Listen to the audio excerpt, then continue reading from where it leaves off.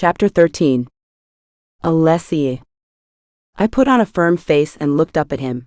How much do I owe you? I would like to buy back my freedom. 5,653,644 euros, he said, making me swallow my words. I faltered, I don't have that kind of money. He slipped his hand casually in his pocket, before replying. I know. So I can go. Not anytime soon. He responded, you would be working for me until your debt is completed. The next morning, I woke up reluctantly. I opened my eyes and was immediately stung by the harsh light flooding into the room. I let them adjust for a moment before staring up at the white ceiling for a while.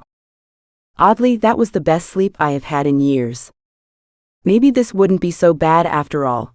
It would be like working as a maid, and as the superficial side of me convinced myself, I rolled off the bed and stalked into the bathroom, already annoyed with my day.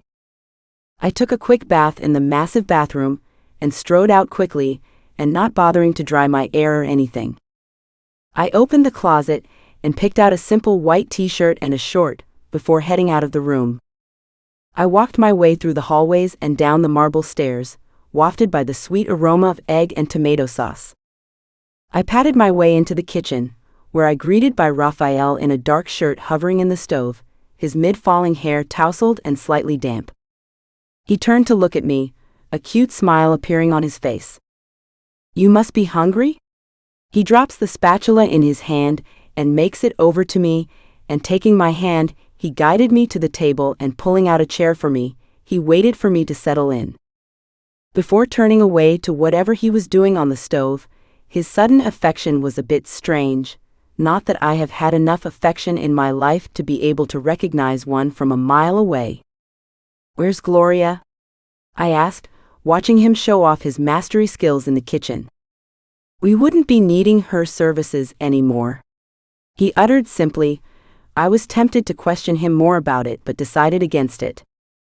You haven't told me what I am supposed to do? He turned to me for a moment in thoughts, before replying. You would be my coffee maker.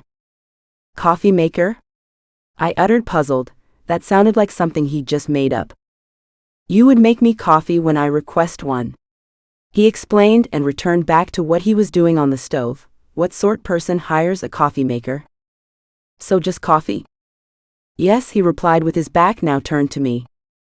Well, that just made my job a lot easier.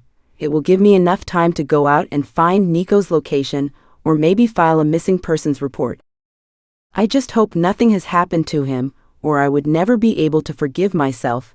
He's the only family I have left. Having been so lost in my thought, I didn't notice when Rafael placed a sizable plate of omelet in front of me. I stared at the delicious plate. Its tangy smell swirled itself into my nostrils, reminding me I was hungry. He took a seat beside me, his gray eyes gazing down at me intensely as I picked up my fork and cut the soft omelet.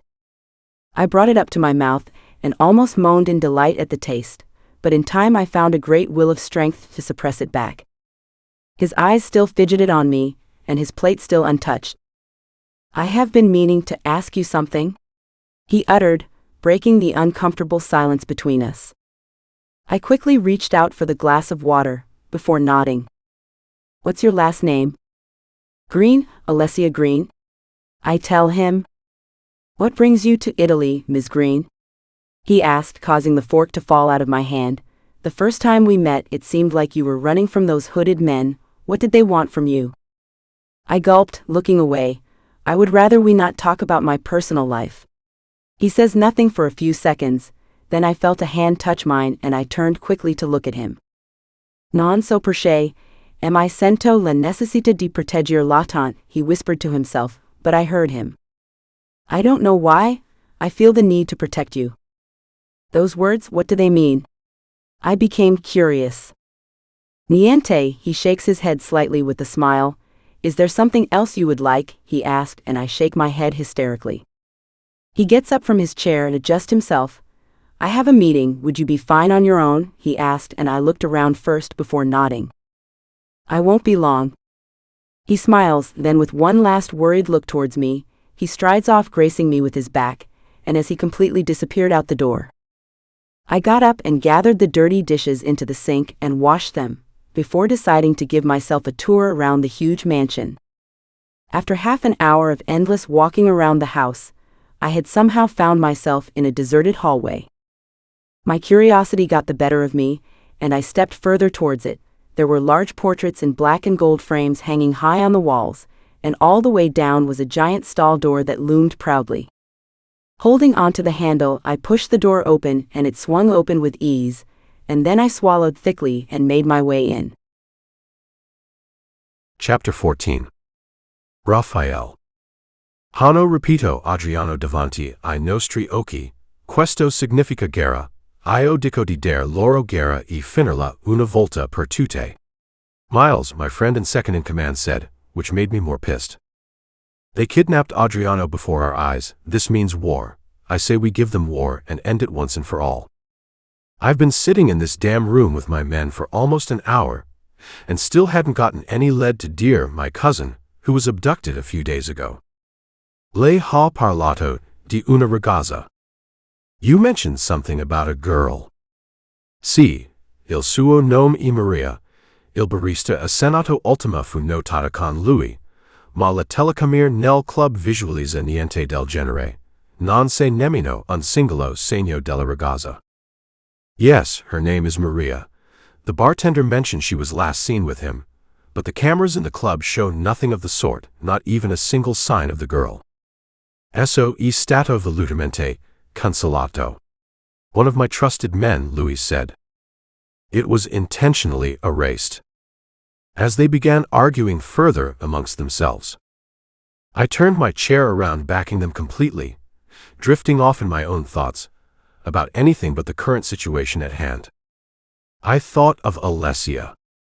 The first time I saw her, I was scooping around the area in search of Adriano, after I had gotten a call from one of my men saying he had been abducted by Gabriel's men. Gabriel is my uncle and archenemy to the family. As her trembling petite body bumped into my chest, she looked up and a small gasp escaped her mouth. I had felt the first instinct to push her away, assuming she was one of those promiscuous girls on the streets of Milan. That was until I saw the throbbing fear in her, and I suddenly had the need to protect her. Stai bin. I whispered, and she stared at me puzzled. Non parli. I snapped. Please help me, she choked out, and I looked over shoulders to some hooded men rasping after. I managed to scare them off, and when I turned back to her, she had already fainted. Women. Groaning, I swooped her fragile body onto my arms and carried her towards the car. I placed her gently on the back seat, before calling Miles to finish up the search without me. I decided to take her to my hotel. Still carrying her in my arms, I made it past the empty lobby and towards the elevator that lead into my suite. I placed her on the bed, and she adjusts herself cutely on it. I then watched her for a while, before reaching out and removing the sticky hair off her forehead. She was beautiful. A kind of understated beauty. Perhaps it was because she was so disarmingly unaware of her prettiness. I smiled, pulling the covers over her. That's when she began rambling and struggling in her sleep. Please stop. She struggled, her breathing becoming more rapid and shallow. I quickly pulled off the covers and began stripping off her tight clothes, and with every exposed skin was a healed scar, scars that only read pain and suffering. Who did this to her? The thought of it made a surge of anger pass through me, the thought that someone laid a finger on her. Please. She rambled more, and I quickly removed my shirt and wore it on her. With that, she rambled a few strange words I couldn't understand, and turned over to her back, falling asleep again. I spent day and night restlessly looking for her. After she left that morning, it's quite difficult finding any information on someone you know nothing about, not even a last name. Then, I saw her that night at Venus, a known dwelling place for harlots and whores. She was dancing on the pole seductively, clearly naive and clueless as to what she was doing or where she had found herself. Russo, the dangerous gang leader, must have had her on lockdown. It was when the men began asking her for favors and asking to buy her that I suddenly felt the urge to take her away from them. Don. Miles called, tearing me out of my thoughts. I turned around to them once again. Che cosa avete deciso? Si Santa per essere guerra o no? What have you decided? Is there going to be war, or not? I clenched. Non più guerra risolver nulla. The last time there was a war, lives were lost, but women and children. No more wars. Wars solve nothing. I wouldn't have that anymore. Così che cosa hai in mente? So, what do you have in mind? Vi aspettiamo, I said, and Miles scoffed shockingly. We wait. Questi uomini ripeto uno dei nostri, e umiliano noi e tutto quello che volete fare e aspettare, potrebbero essere la fiori pianificando un attacco su di noi in questo momento, he yelled. These men abducted one of our own, and humiliated us, and all you want to do is wait. For all we know, they could be planning an attack on us right now. Usually, I would have taken offense to this behavior, but Miles is almost like a brother to me. I somehow couldn't lose my temper as quickly as I could with others. Ho preso la mia decisione. Vi aspettiamo e non di più su questo saghetto, I uttered authoritatively, and there were immediate nods around the room, and a yes don coming from the men. I've made my decision. We wait and no more on this subject. Bene, ora che siamo giunti ad un accordo, se un'altra question che richiede urgent attenzione. Good. Now that we have come to an understanding, there's another matter that needs urgent attention. Che cosa importa? One of the men asked. What matter? Recentement ho impiegato un nuovo lavoratore. Il suo nome è Alessia Green. Ho basato ogni informazione che lei, I said, and the men nodded, except Miles. I have recently employed a new worker. Her name is Alessia Green. I need every information that is to her. Può lasciarci, I uttered, and the rest of the men hurried out without hesitation. The door slams shut, and Miles snaps quickly to me. You may leave us. Hai assunto una signora inglese. Kai e. He moves curiously towards my desk. You hired an English lady? Who's she? That's what I need to find out. After my meeting, I made it back home, but there was no sign of her. I called and gathered all the men I ordered to look after her. Je vous jure don, nul cum dans et ordicilio puic vous l'avez laissé. I swear, Don, no one has been in and out of this premises since you left. Where the fuck is she? Then it hit me. Fuck. I cursed and stormed down towards the gun cellar, and there she was. I won't do that if I were you, I uttered, rushing and taking the AK-47 off her hands before she could shoot herself with it. You shouldn't be down here. You could have hurt yourself, I tell her, placing the gun back, but the next words that escaped out of her lips shocked the both of us. Teach me how to use a gun. Chapter 15. Alessia. Teach me how to use a gun? I spurted, and Rafael's eyes widened for a bit before they turned serious again. Guns are not toys, Alessia. You would only get yourself killed. I would be dead anyway without one. I just want to be able to defend myself. You can add it to the list of debts I owe you. I grinned, and he chuckled, before rubbing his forehead in frustration. Fine, we start next week. He agreed, and my grin grew wider. I took my eyes around the gun cell and pointed at one with a long muzzle and a ribbed stock. I would like to learn with that one. He chuckles. Don't push it. He guides me out the door and towards the kitchen. Are you hungry? He asked, and I shook my head quickly. He probably thinks that's all I do. But I want to help. You don't have to. I hired you to make me coffee and not cook. He uttered, and I scoffed. This dude thinks I can't cook. I would show him what I can do. I rushed up to the stove and pushed him away.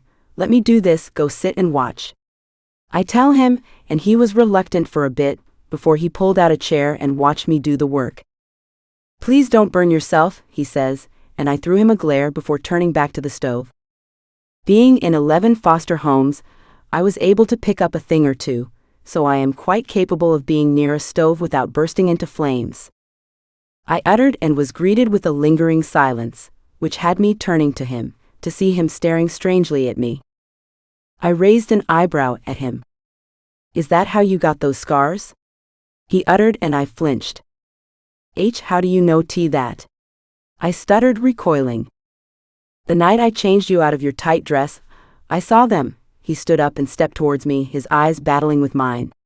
Tell me who did that to you? He whispered, with a hint of rage in his tone.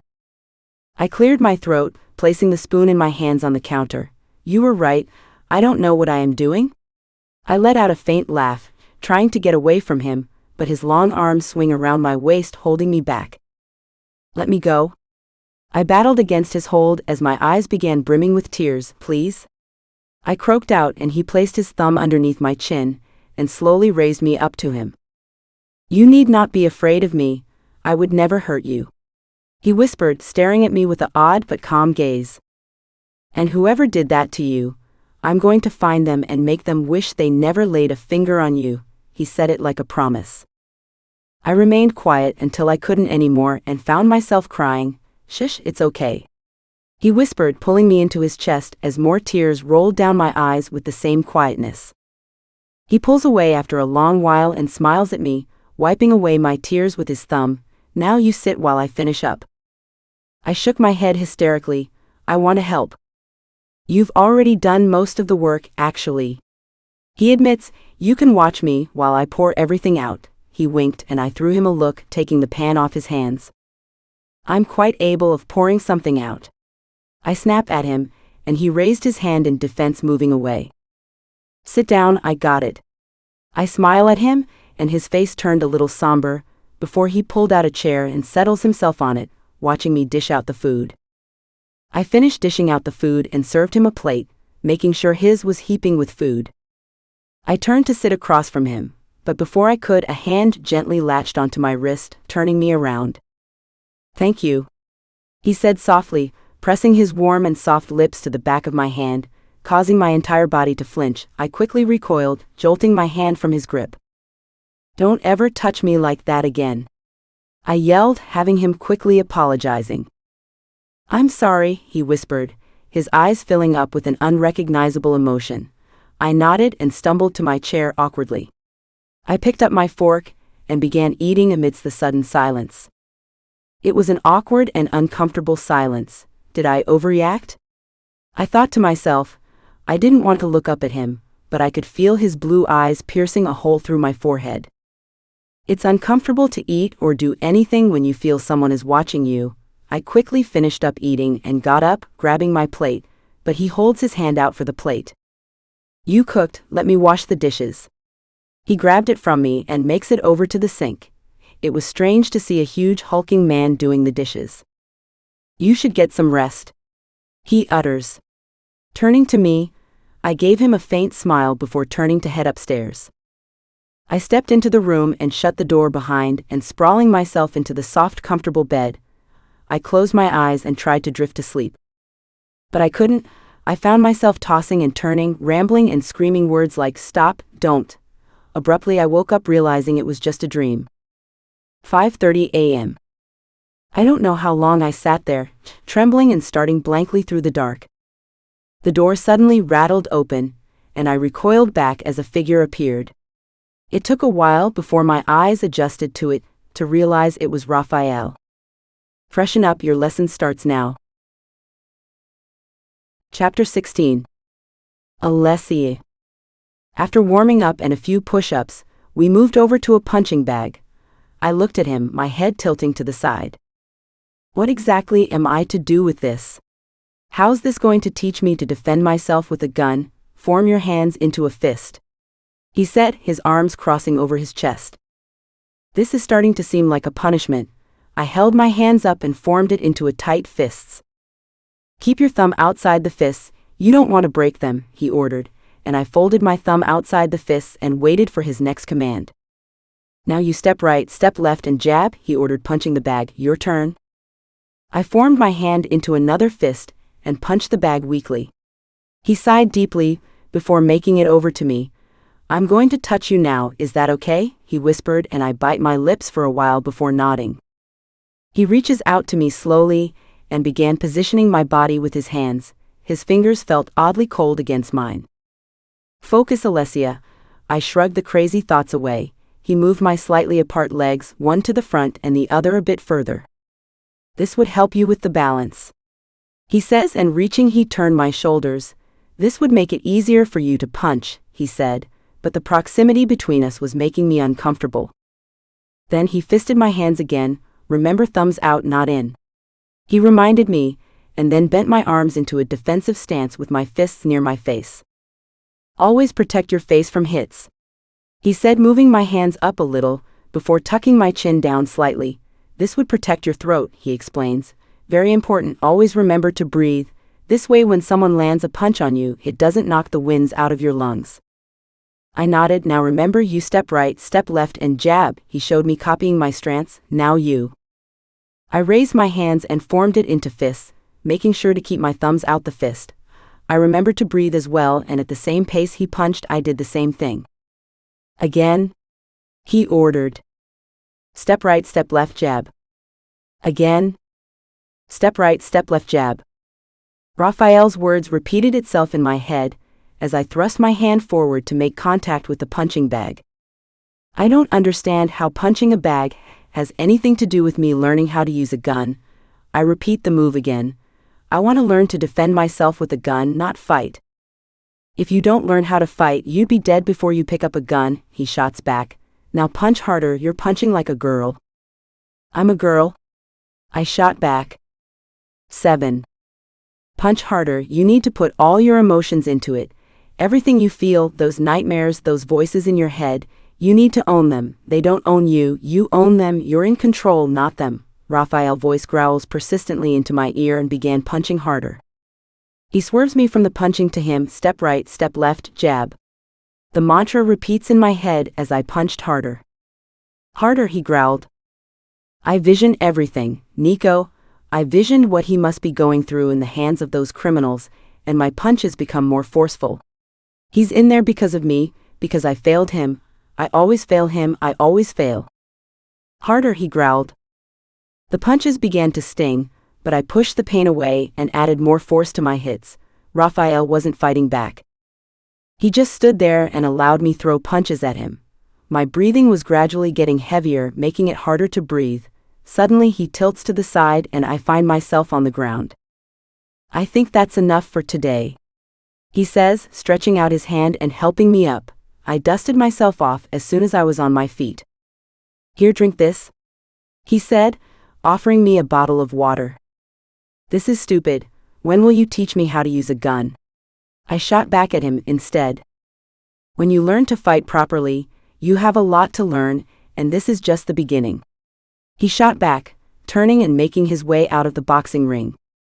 You promised you'd teach me how to use a gun, I scolded, trailing behind him. We made it towards the kitchen and he says nothing, ignoring me.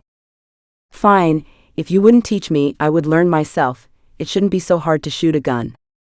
Stop blabbing nonsense, he scolded. With that, I ran out of the kitchen and made it into the room, locking the door behind.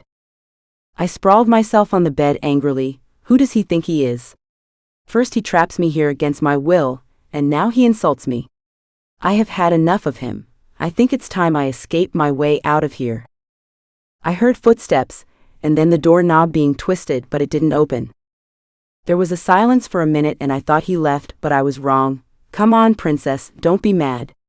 I didn't mean to scold you, he whispered. Just leave me alone, I yelled back. After a few seconds' silence, he spoke up again. Okay, anything you want. I rushed quickly and opened the door. Does this mean you would teach me? I uttered, and his lips turned into a smirk. It was the only way I could get you to open the door. What? I looked at him angrily, and his smirk grew wider. Leave me alone. I moved towards the bed and sat in the corner. Not until you eat. You haven't had anything all day, he said softly, and I scoffed, looking away. He thinks food solves everything. I'm not hungry, I spouted, looking away. He stared at me for a moment before speaking up again. Let's make a deal, he utters, and I turn to him curiously. If you learn how to fight and defend yourself properly, I would teach you how to use a gun, any gun of your chosen. I thought of it for a moment, before a grin appeared on my face. Deal? He chuckles softly before reaching out for my hand. Come on, let's get you downstairs. We are expecting company. Chapter 17. Alessia. I was just getting settled in the table when I heard the front door open, and I knew Rafael's guests had arrived. Eat your food, princess. Rafael spurted softly and excused himself. I focused on the delicious plate of food in front of me in silence. Soon after, I heard loud footsteps getting closer to the kitchen. Qualcosa diodora grade voli. A voice said, "Something smells nice. Ho pensato che ha sperato. Come si chiama? Gloria." Another voice added, "I thought he fired. What's her name, Gloria?" "Ha chiaramente il suo culo pigro alla cucina." A final voice spoke up, a female voice this time. After she uttered those words, the three laughed and soon approached the door. He clearly got his lazy ass to the kitchen. Just as I thought, two men and a lady stood in the doorway, and their humor faltered as they noticed me sitting there. "Holla." The lady was the first to speak with an odd expression on her face. "Kai say?" she asked, her eyes sparking with curiosity. "Who are you?" I opened my mouth to speak, but no words came out.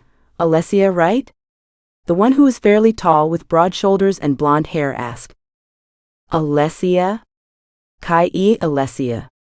The dark-haired one in the middle uttered confused. I couldn't help but notice they all had Italian accents, but it wasn't as strong and hot as Rafael's. Did I just say that? I shrugged the thoughts away. Assuming they are Rafael's friends, I formed a small smile. "Hello, I am Alessia." I stuttered a little. "She's the English girl Don mentioned," the blonde one uttered, making the dark-haired's lips to widen in realization, before his lips turned to a smile. "Well, it's nice to finally meet you." He seemed to be a lot friendlier and younger than the others. I smiled back, and he began to speak again, making it towards me, followed slowly by the others. "You still haven't told us what you are doing here?" the girl uttered quite harshly. What was her problem? "Well, I'm Luis and these two morons are Miles," he uttered and then pointed to the girl. "And that's Sonia." I bowed my head to each of them, but only Miles managed to nod back, but Sonia just stood there staring at me. "You know we can introduce ourselves to the lovely lady, right?" Miles said, moving forward towards me. As he got closer to me, he took my hand and lifted it up to his lips. "You're gorgeous," he mutters, placing a small kiss on my hand. I shivered at his touch and quickly pulled my hand away. Miles looks down at me for a moment longer, as if trying to study my expressions, making me feel suddenly very insecure. "Get your paws off her." Rafael's voice growls from the doorway, and honestly I haven't been more excited to see him. Always appearing out of the corners. Miles spoke up sarcastically as Rafael made it through the door. He had his blue and white sweats on and his hair looked a little damp, meaning he just got out of the shower. Rafael chuckled. "Tutti sembrano essere dimenticando che ha casa questo e." You all seem to be forgetting whose house this is. "Non fare tutto sentimental ora, siamo qui solo per il cibo." I couldn't help but feel uncomfortable at the strange words. I know they are speaking Italian, but still. And as if reading my mind. "Where's the food? I'm starving," Luis whined in English. I chuckled softly. "I'll serve the food now," I uttered, and Frank throws me a grin. "You don't have to, they can serve their own plates," Rafael said. I threw him back a smile. "It's fine, I am not doing anything." "What really do you do around here?" Sonia, who had been oddly quiet for a while, spoke up. I opened my lips to answer, but Rafael gestures me not to. "You come with me." He dragged her with him out of the kitchen. I watched after them until they completely disappeared. "Alessia?" Luis called, tearing me out of my thoughts. He raised an eyebrow at me. "The food?" I nodded and began dishing out the food for him, but my mind kept pondering on Rafael. Is he married? Is Sonia his wife or girlfriend? It's funny how up until now, I hadn't pondered about any of this. He could be a criminal or a serial killer for all I know. Alessia? I mentally palm-slapped myself. How could you have been so stupid? Chapter 18. Alessia. It's been an hour since we had dinner, and now the boys and I are playing video game in the living room. I mean, they are playing and I'm watching. Rafael and Sonia hadn't showed up since they left. I took my eyes severally to the door, wondering what they are doing. So, Alessia? Miles called, tearing me out of my thoughts. What brings you to Italy? He asked, and I pondered on a reasonable lie to tell him. Visiting. He hummed for a while as if having doubts. Who? He asked again. Fuck. I cursed mentally, before opening my mouth to speak, and just in that moment Rafael appeared, saving me once again. He groaned and plopped himself on the couch next to me. That took you too long enough. Miles taunted, and Louis skimmed his eyes around the room. Where's Sonia? He asked. She left. He replied simply, before slowly bringing his eyes to me. I quickly looked away. I don't know why I'm feeling this way. It's not like anything will ever happen between us. Let me guess, you two had another fight? Louis said with a sigh, but Rafael says nothing. Not able to take it any longer, I excused myself and made it out to the kitchen.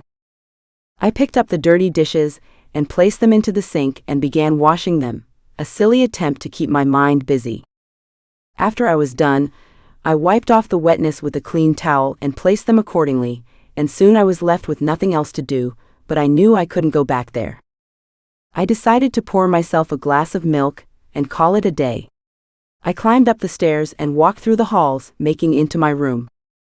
I closed the door behind and dropping the glass of milk on the side table. I sprawled myself on the soft covers and tried to drift straight to slumber, but nothing. I couldn't catch even a glimpse of sleep. I rolled off the bed and made it into the bathroom to splash a little water on my face before making it out of the room. A little more exercise would do me good. I could still hear the boys laughing and goofing around as I made it down to the gym room. I climbed onto the boxing ring and sliding my hands into the red fight gloves. I made contact with the heavy bag, hardly getting it to sway. I repeat the move over and over, mentally talking myself through it as Rafael taught me, step right, step left, jab. I recited the mantra in my head and continued throwing punches at the stiff bag. I kept on pushing, making sure to throw more fire to my hits. I don't know how long I did that. My breathing began to get heavier. I stopped and bring my left arm across my forehead, wiping the thin sheen of sweat, before returning my attention to the bag. I could hear the squeaky sound of the door opening, but I ignored it, concentrating on my form. I inhaled through my nose, exhaling through my mouth as my fists made contact with the heavy bag. Always remember to breathe. I let my hands fall to my sides as I turned around to see Rafael standing there, watching me. Shouldn't you be with your friends? I shot back. They left. He answered, climbing onto the boxing ring. He began taking gradual steps towards me, and I stood there watching him curiously. Come on, hit me. I gazed at him in confusion. What? Hit me. He repeated. I snort indecisively, before making myself ready in front of him. I punch his arm and he doesn't flinch. Hit harder and tighten your arms, so come on, hit me again. He orders. I roll my eyes. I don't know why you are making me do this. I steady myself again and punch him again, this time adding more force to hit. Again. I punched. Harder. I punched repeatedly, again and again, but no matter how much force I added to the hit, he doesn't flinch or even bounce back. It was like I was punching some still object. I thrust forward to punch him again, but this time his hands shoot up and snatch my arm. Now I want to teach you how to do some blocks. He paused for a bit and stares at me. This means I am going to try to hit you and you're going to block it. He clarifies, and I gulped tightly before nodding and readying myself. The minute you think I am going to land on your face, you block. Hit me, let me show you. I nodded and trusted forward, hitting him, but he blocks the punch this time. Again? I hit him again, and he blocks. Now your turn. I nodded hysterically, steadying myself. Rafael hits with the aim to punch my face, and immediately my arms locked in front of me in a forward L. A smirk appeared at the corner of his lips. Very good, he said, and reels back his fist to punch me again, and I block. He hits me. I block again. We do this again and again. He leans down and tried to come up with his knee. He lifts his legs up to attack me, and I jam my arm down, blocking him. I then turned around and ducked before he can land another on me with his fists, using my leg from below to trip him. I don't even know why I did that, but regretted it immediately as he lands on the floor with a loud thud. Oh my God, I'm so sorry. I rushed down to him, but instead of hissing out in pain, he began to laugh out loud. You must have hit your head really hard. Should I call a doctor? I tell him, and he shakes his head. I'm fine, he assured me as the humor died down a little. Unexpectedly, his hand drifted to my face and tucked my loose hair gently behind my ear. That was good, he whispered softly. I gulped before nodding, thank you. He nodded and stared at me in a very odd way. There was unexplainable softness in his eyes, a kind I have never seen before. I quickly looked away, afraid I am assuming things, but he takes his finger and turned me to him so I could meet his eyes again. Although his eyes were soft, I noticed the feelings behind them, as if he were longing for something. He runs his thumbs across my cheeks, and I felt a warmth, one that I've never experienced before. It fills my body from head to toe, invigorating me and filling me with a strange feeling. Then he leaned his head closer to mine, and I panicked. I should go, I stuttered, and the next I was running out of the door. Chapter 19. Alessia. I couldn't sleep all night. I kept tossing and turning, and for the first time it wasn't the nightmares or the voices. It was the situation at the gym with Rafael. I laid in bed, staring at the ceiling, thinking about it. That was the most awkward and embarrassing situation ever. He makes me so relaxed and uncomfortable at the same time. What does that even mean? I hate feeling this way. I mean, I have never felt this way before with anyone. I spent so much time locked away and on the streets to know anything. Tired of trying to figure it out, I closed my eyes, and after a while of tossing and turning around the bed, I finally fell asleep. The next morning, I took a quick shower and started to get dressed. I left the room, and as soon as I opened the door, I was greeted by a delicious scent of waffles. I tucked my hands into my sweats pocket and made it into the kitchen, where Rafael was already set for work and his hair still wet from his morning shower. I shook my head at the strange thoughts seeping through my mind already. He turned to me, and his mouth parted as his eyes landed on me. The Adam's apple on his throat bobbed as he swallowed hard. He remained still, staring at me for a moment, before he looked away, clearing his throat. Morning, he mumbled. I bit my lips. Can I help? I got it. He walked over to the fridge and pulled out the whipped cream. I made waffles. Is that okay with you? Of course. I feel guilty having him do all this, while I eat and do nothing. This is his house and I'm almost living free. He pulled a chair. Sit. He gestures and I settled in. He reaches out and places a plate of waffles in front of me, before stalking over to the sink to wash off the remaining dishes. The air felt thick as I sat in the table and started to eat. The waffle was delicious in between. I would like to step out for a bit. Why? Is there something you need? He asked with his back still turned to me. You can't keep me locked in here forever, Rafael. I'm a human being, not some dog, I yelled at him. Not exactly sure why I am yelling. He hasn't even said anything. He nodded, his eyes turning darker as he looked at me, and my stomach churned inside in fear. Please, I then pleaded, I will be back, I promise. There are just some things I need to handle before it's too late. Do what you want, he uttered finally, and before I could thank him, he was gone. What's up with him? Shrugging, I quickly finished up my breakfast and washed off the dirty dishes before going back to the room and changing clothes. I didn't know where I was going, I just knew I had to find Nico in this city. I paced around the room for a while, thinking of a plan. Then it hit me. The Red Lady, I can call her and request she tells me where Nico is being kept. I just have to find where I kept the note that had her number in it. I bite my lips thinking. Fuck, I must have left it with my things back at the club and I can't go back there. I paced in frantically in circles, think Alessia. What was it again? 555 to 675. No, it's a 8, not a 5. 555,678. I need a phone. I skimmed my eyes around the room one more time before I made it out of the door, towards the standing guards at the entrance door. There were an estimate of 6 men standing alert outside. I approached the one with tan skin, he seemed like the nicest. Good day. I greeted and he nodded.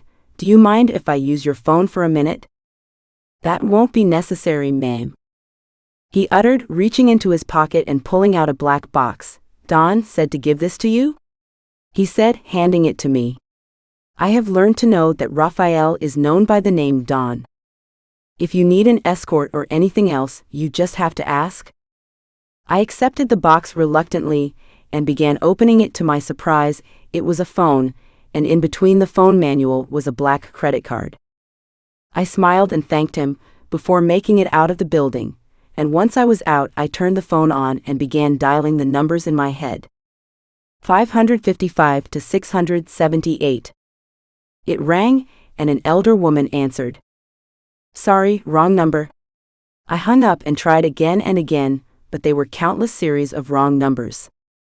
I shoved the phone back to my pocket and decided to trace my way back to the casino. I might find a little information regarding Gabriel or his men there. I crossed the road and pulled up a taxi. Dove? Where? Casino?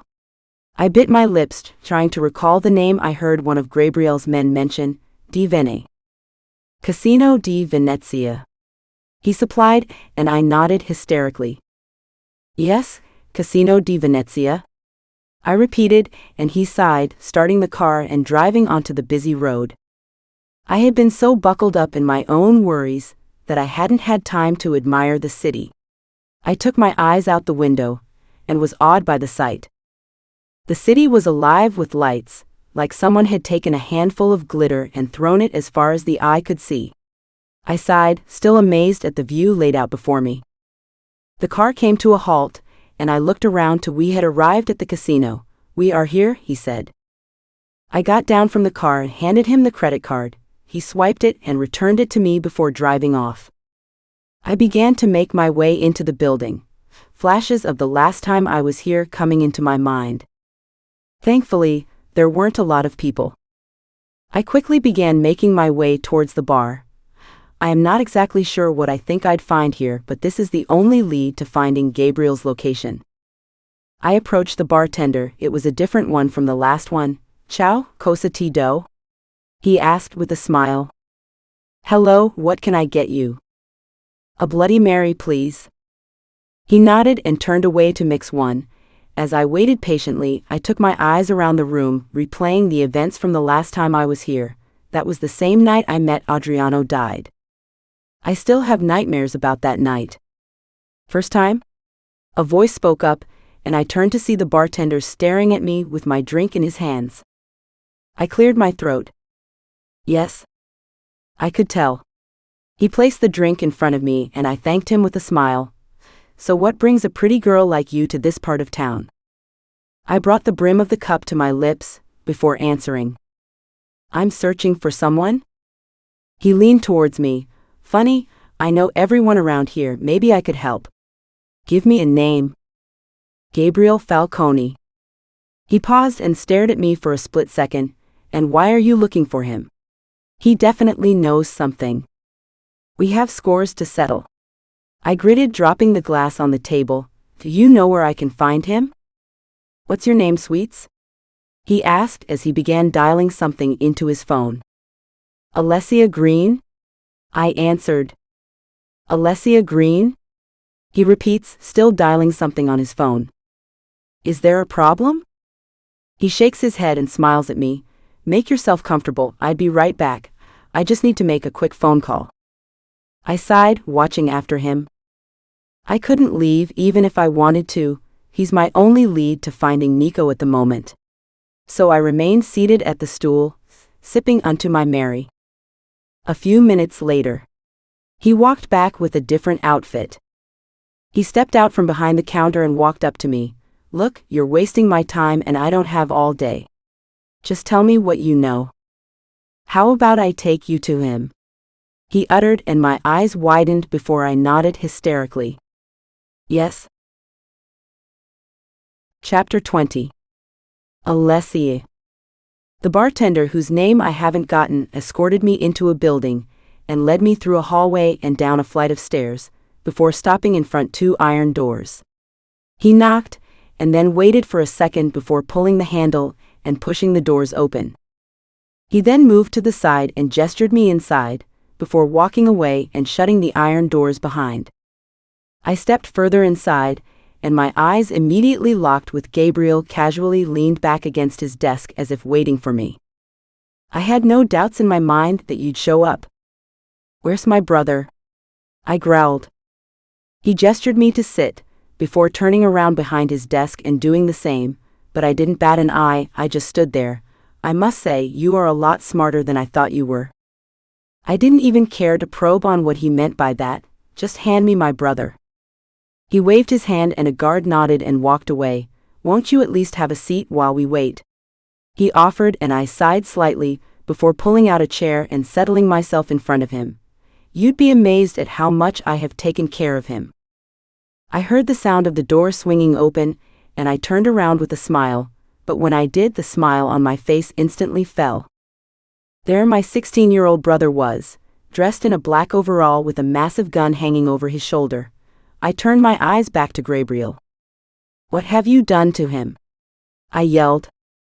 Gabriel raised his hands in defense. This was all his decision. I turned my eyes back to Nico questionably. What's going on, Nico? Why are you dressed like a criminal? You know what? I reached over and grabbed his hand. I am getting you out of here this minute. I grabbed him with me out of the door and surprisingly no one stopped me, but once we reached a secluded place, Nico jolted away. What the hell do you think you are doing? I hissed. I like it here, they treat me right. These people are criminals. Well, so am I now, because I joined the Mafia, he uttered and my heart fell. You what? I stuttered. I am one of them now, so you don't have to worry about me anymore, I am fine, he said and looked to the side as if avoiding eye contact. You take that back right now. My little brother, who's barely 16, joined a den of criminals. This is all my fault. I should have never ran away. I should have stayed and fought for him. Tears brimmed in my eyes and Nico sighed. It's not your fault, Alessia. Not everything is your fault. At least not this time. This is just what I have decided. Let's get out of here, out of this city. We can start all over again. You have your whole life to look forward to.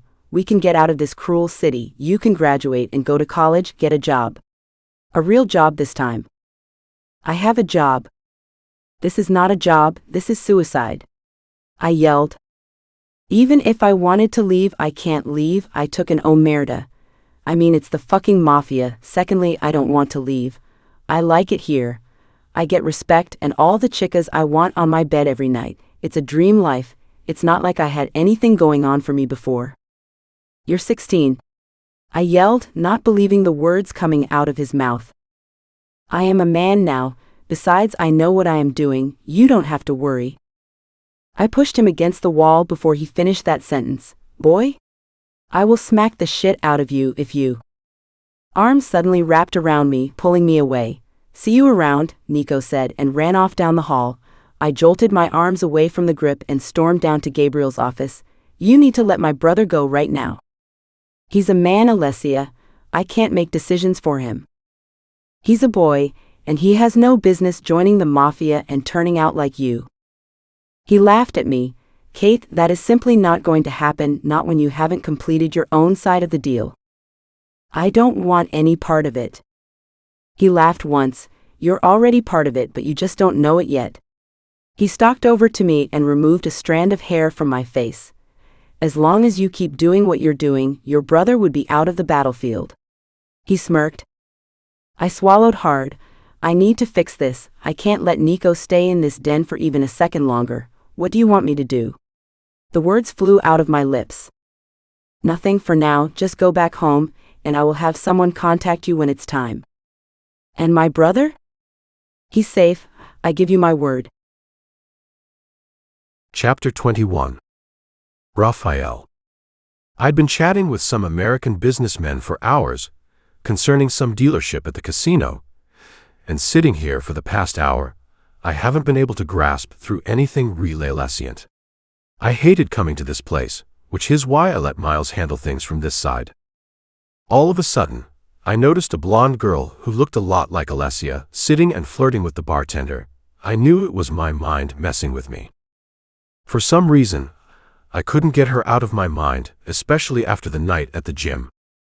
My heart clenches painfully inside my chest every time she flinches away from me, as if I was the most horrifying of creatures, or perhaps I was. I've done terrifying things in the past, but last thing I want is for her to be afraid of me. I ranked my hand through my hair frustratedly. That girl was affecting me in more ways than one. I need to figure her out soon, which is another reason I was holding this meeting. I continued battling with my thoughts until I was snapped out of it. So what have you decided? Miles whispered. If we don't accept this deal, we might lose it to some other gang leader, and this is a pretty good deal. If we accept this deal, we would be risking lives with it. I retorted. He clenched tightly. Don, I say we sign this deal and sort the consequences later. What have you decided? Do we have a deal or not? One of the men chirped in, and I hesitated for a bit before shaking my head. No, it's too risky. The man nodded, understanding. I have heard a lot about you. I hear you're a good man, unlike your last predecessor. He got up to his feet, and the rest of the men followed. I hope you don't regret this decision.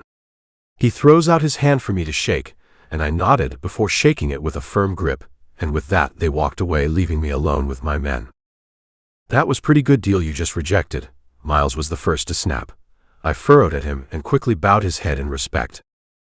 I sighed and reached out from the wine glass on the table. We've enough money to last us a lifetime. We don't need to risk innocent lives to make more, and I want no more on this subject. They nodded, and table feels silent. I turned my eyes to Luis. About that assignment on Alessia, did you find anything? I ask, and Miles scoffs but says nothing. Her name is Alessia Green, Luis spoke up. I know that already. Anything else? I questioned, and he reached out and opened a blue file before speaking up. Her parents died in a car accident when she was just 10. She was playing at the backseat with her father when it happened. They both survived with injuries, but their parents didn't. Her medical records show that she sustained a head injury after the accident, so she has no memories of her parents or what happened before the accident. He paused. What else? The psychologist in charge of her case notes that she suffers from schizophrenia. She believes she hears strange voices in her head telling her to do things. Miles laughed. Voices? Loca. And once in a while she regains splashbacks from the accident, but has no idea what they mean. You mean nightmares? I am no medical expert, but I think so, he uttered, and I nodded, gesturing for him to continue. After the accident, she was sent to a few foster's homes, 11 in counting, and when she turned 5 and her brother 3, they were both taken in by Mary and Ken, a foster family in Brooklyn. Ken, her foster father, was a ruthless drunk and gambler. He's been arrested countless times for abusing the foster kids sent to his care. My hands clenched into a fist. That explains the scars on her skin. Well, this unexpected, he muttered to himself, and my eyes shoot out. What? A year after, she killed him with a pocket knife. Miles was the first to laugh. I knew there was something wrong about that girl. I mean, an English girl who just happened to visit Italy for no just reason. That's fishy. Why? I don't believe that for a girl who's barely able to throw a punch could kill anyone. What's the reason? According to her statement, she claimed she was defending her brother, but her foster mother argued otherwise, and she was sent to a juvenile detention where she served a full year. That was until she was discharged and acquitted of all charges later this month. And her father? There's no records of him anywhere. How did she end up in Italy? I asked curiously. Alessia is a difficult mystery I need to crack before I lose my mind. I don't know, Don. He answered. Then find out. I lashed out. I want every detail, how she got to Italy. Who sentenced her release? Her brother. Every damn thing you can find, I said, and Luis nodded and got up to proceed with it. I turned to the side to see Miles watching me. What? You do realize that this English girl is potentially distracting you from your duties. You are focused more on her than anything else. A minute ago, you just rejected a massive $1 million deal.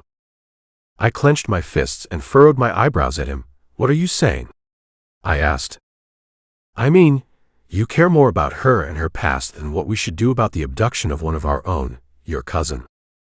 I scoffed at him. What more do you want from me? I've already made the bargain Gabriel requested. Adriano would be released soon.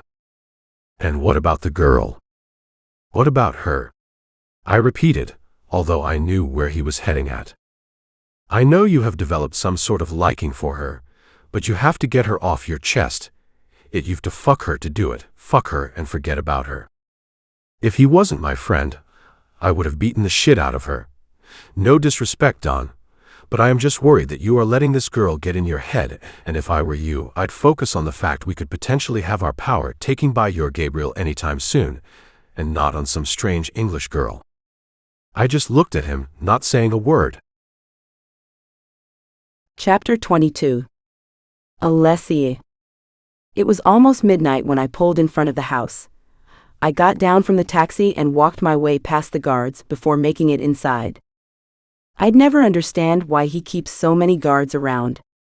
The first thing I noted when I got was that the house was extra quiet and quite dark. Then I recalled it was almost midnight.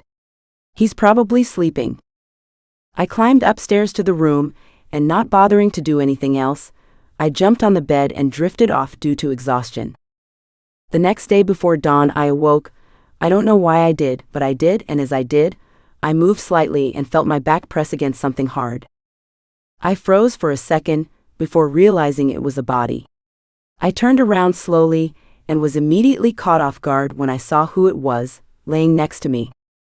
What the hell is Rafael doing on my bed? Not to add shirtless. I jumped off the bed and began calling and poking him to wake, but he didn't even flinch or move. The nerve of him to just sneak into my room at night. I looked away from his chest and began poking him again, but nothing happened. I grabbed a pillow to hit him with it, but before I could, he held my hand in the air, stopping me with his eyes still closed. How's that even possibly? You do understand that you're in my room? He deadpanned, fluttering his eyes open to me. I know this is your house, but you? I stopped as my eyes roamed my surroundings. The walls were dark Puritan gray, and to the side was a massive walk-in closet. Wait, this isn't my room. I turned to look at him, and he had an amusing expression on his face, and my cheeks immediately flooded with embarrassment. I must have mistaken his room for mine last night. I have been so stupid. I quickly reached out and grabbed my phone and was about to walk away when his hand caught my wrist. Stay? He let go of my wrist and got up from the bed. I watched after him as he walked over to the couch and settled himself on it. Sleep now. With that, he turned around to fall back to sleep. I felt sorry for him. The couch could barely fit his broad body. I was almost tempted to suggest we share a bed, but I don't know if I would be able to catch any sleep at all if that happens. Go to bed, Alessia. His groaning voice had me jumping quickly into the covers and falling asleep once again. I woke up to the brimming light penetrating through the window. I yawned and stretched my arms before looking to the side to see Rafael sleeping. I jumped up from the bed and stumbled my way to my room. As I got in, I quickly ran into the bathroom and took a quick shower before drying up my hair and body. I then wore a white loose shirt and a blue short and made it out to the kitchen to start breakfast before Rafael wakes up, but to my surprise he was already hovering around the stove. I groaned, placing my hands above my waist. Why does he make me look totally useless around here? Hey, he mumbles quietly, whisking the egg skillfully. I stalked over to him and took it from him. I got it, I tell him, and he holds out his hand again for the bowl, but one shakes stubbornly, moving towards the side. Okay, he gave in dejectedly and turns to leave. It's probably just me, but he's been acting weird lately. Are you mad at me or something? The words flew out of my mouth, stopping him at the doorway. He turns to me. Are you serious? What do you mean? Where were you all day yesterday? He probed, his eyes squinting with an odd expression. Perhaps it's curiosity. I can't tell you, I uttered, looking away. It's bad enough I involved Nico into this mess. I can't get more people involved, especially him. Why? He probed further, but I turned over to the pan and began frying the egg, wishing he would just drop this subject, but the man his damn stubborn. What happened after you got out of jail? He blurted, and the spatula dropped out of my hand. I couldn't believe him. You had me investigated? I hurled, turning quickly to him. You left me no choice, Alessia. He hurled back. You had no right, I snapped and stopped, holding back my temper together.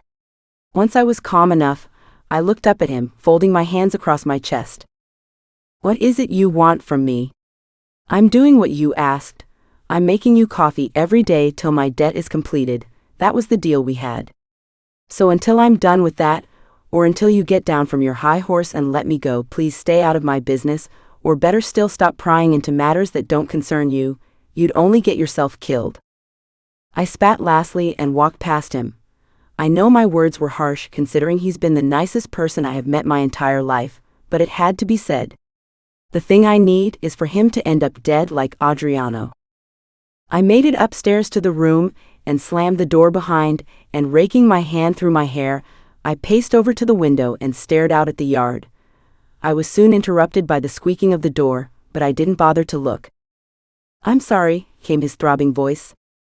I quickly pulled my eyes off the window to look at him. Did he really just apologize? I shouldn't have pried in your business, it's clearly personal. He said, taking gradual steps towards me. I just want to be able to protect you and keep you safe. I swallowed hard, his words were quite promising. You can't. He lets out a deep sigh as if holding himself back and nods. I won't ask any more questions, at least until you're ready to trust me enough to tell me. I nodded. Thank you, I whispered back. He reaches out and tucks a strand of my hair behind my ear, and I flinched a little. Why are you being so nice to me? I have nothing to offer you in return. I stopped as I observed his expression switch to one of hurt and disappointment, but he covered it up quickly. I need to get to work, he uttered and turned away, allowing me to watch after him as he slammed his way out of the room. Did I say something wrong?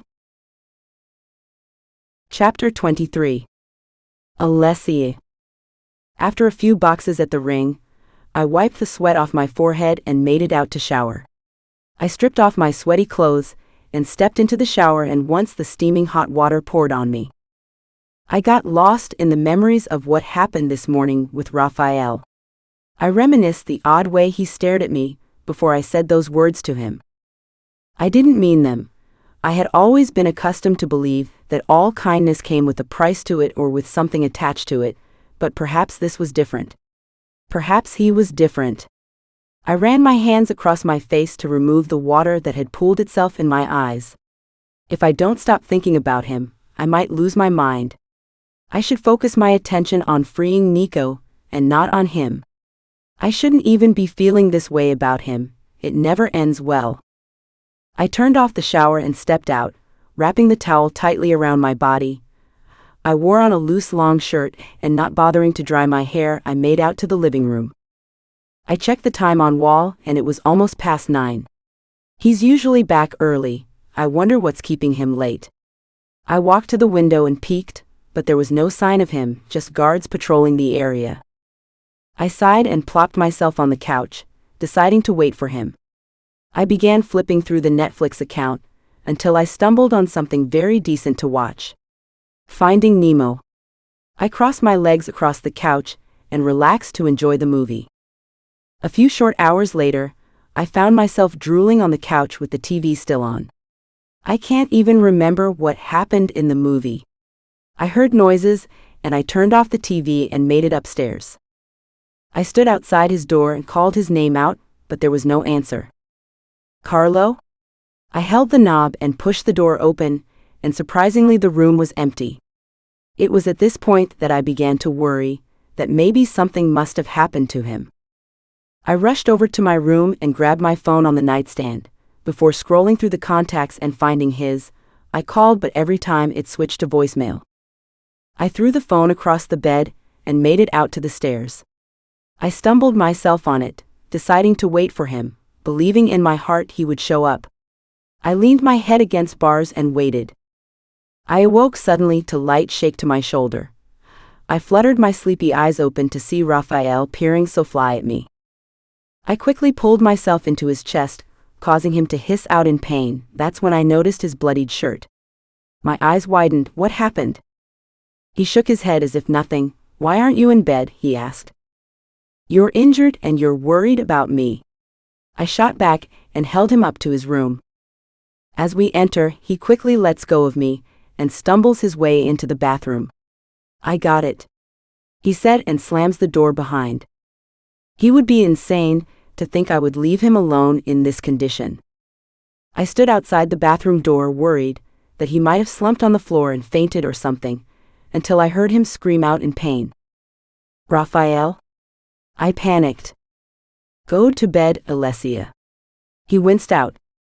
I heard the shower turn on and paced around frantically and waited for him to come out. I stopped pacing as I hear the shower being turned off and the sound of the door being opened, and there he was with towel wrapped around his waist, and to the corner was a black stitched wound that must have been painful. He says nothing and moves over to the closet to change. He walks back a few minutes with only sweatpants on. What happened? I probed. Nothing I can't handle. He walked over to the bed and sits gently on it. Why aren't you sleeping?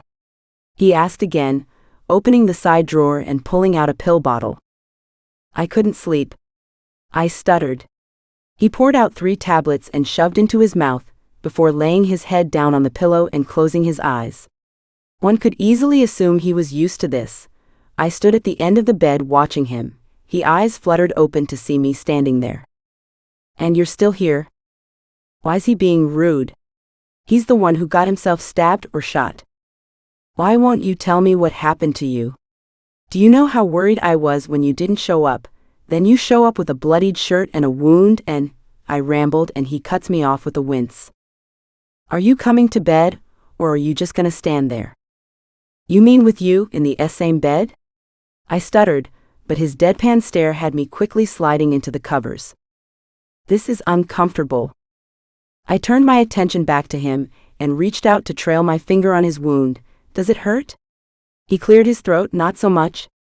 I will be fine in the morning, he uttered simply. Was it a gun wound or a knife wound or others, perhaps a robbery attack or a mob attack? Alessia. He stretched with a groan. Fine? I gave in with a sigh. It was useless getting anything out of him. I moved up a little closer to his head, to sleep. I closed my eyes for a while, but had them open again. I don't know why I did, I just did. I guess I just wanted to see what he looked like when he was asleep. I turned to look at him, but to my very surprise, he was wide awake staring at me. In a strange, odd way. Why's he staring at me like that? Are you okay?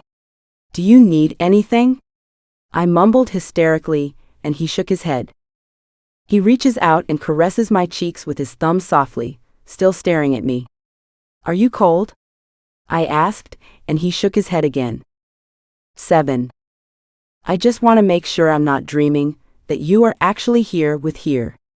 He whispered, and my heart clenched a little inside. Then I remembered my words to him this morning, and I became saddened.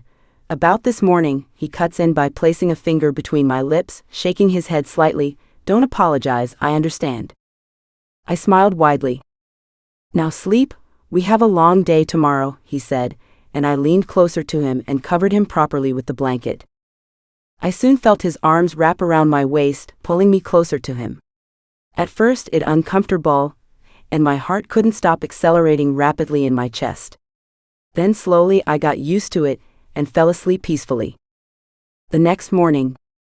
I awoke the next morning to a few rumbling noises.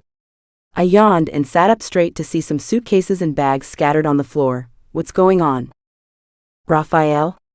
I called and he walked out of the closet with his phone pressed to his ear, and on seeing me awake, he hangs up.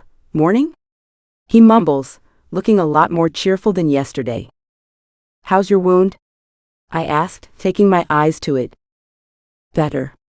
He responded. I then took my eyes back to the scattered boxes. What's going on? Are you going somewhere? We are moving to the family house, he uttered, and I looked at him confused for a while. Where? I asked. Not so far from here. He replied and walked back to the closet. I jumped out of the bed to help him pack. As long as we are not leaving the country. It's fine, I guess.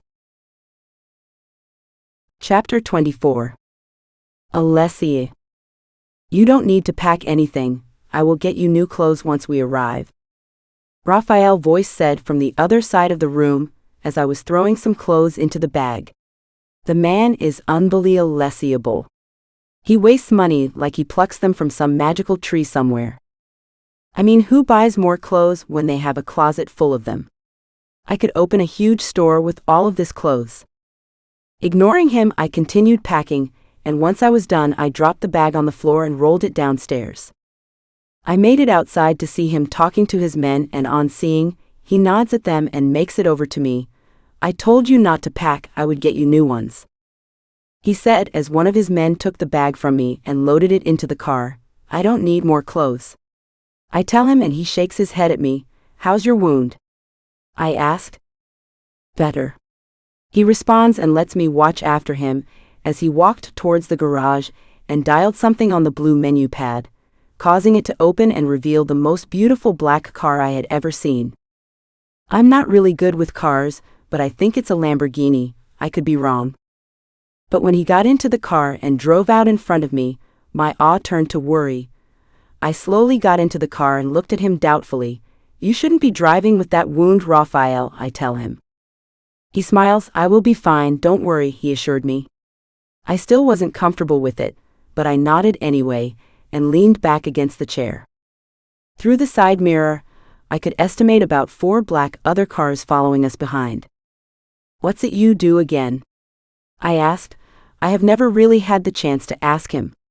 He took a moment before answering. I'm a businessman. What sort of businessman? I asked, looking at him. I own a few holding companies, he uttered, not blinking an eye. I stared at him intently. Are you lying? I asked. You don't think I can own a company? He asked, surprised. Not that. I think there's more you're not telling. No businessman owns a battalion of men. You know, you can start your own army with this men. Let's not add the stocks of guns and ammunition in your house. They are for protection. Whose protection? He arched his brow at me. Now who's prying? I hummed and looked out of the window.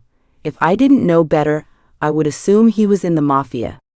Only dangerous criminals like Gabriel keep so much security, but it's Rafael, sweet Rafael. You okay? He asked and I nodded. Can we drop by a store? I need to buy a few snacks, I'm hungry. He nodded. I closed my eyes and tried to sleep since I didn't get enough last night. After a few short minutes, the car came to a halt, and I blinked my eyes to see we had parked in front of a huge grocery store. I unbuckled my seatbelt before opening the door and getting out of the car. I took a couple of steps forward, until I realized Rafael hadn't come out of the car. He was going through something on his phone, and once he was done, he opened the door and got out. I almost lost my breath. The man was breathtaking. I froze. It's just like a scene in a movie, where the handsome antagonist gets down from his car and the world stops moving. Stop it, Alessia. I snapped myself out of it as he began to approach me. He smiled. Ready? I nodded. He grabbed my hand and guided me towards the store.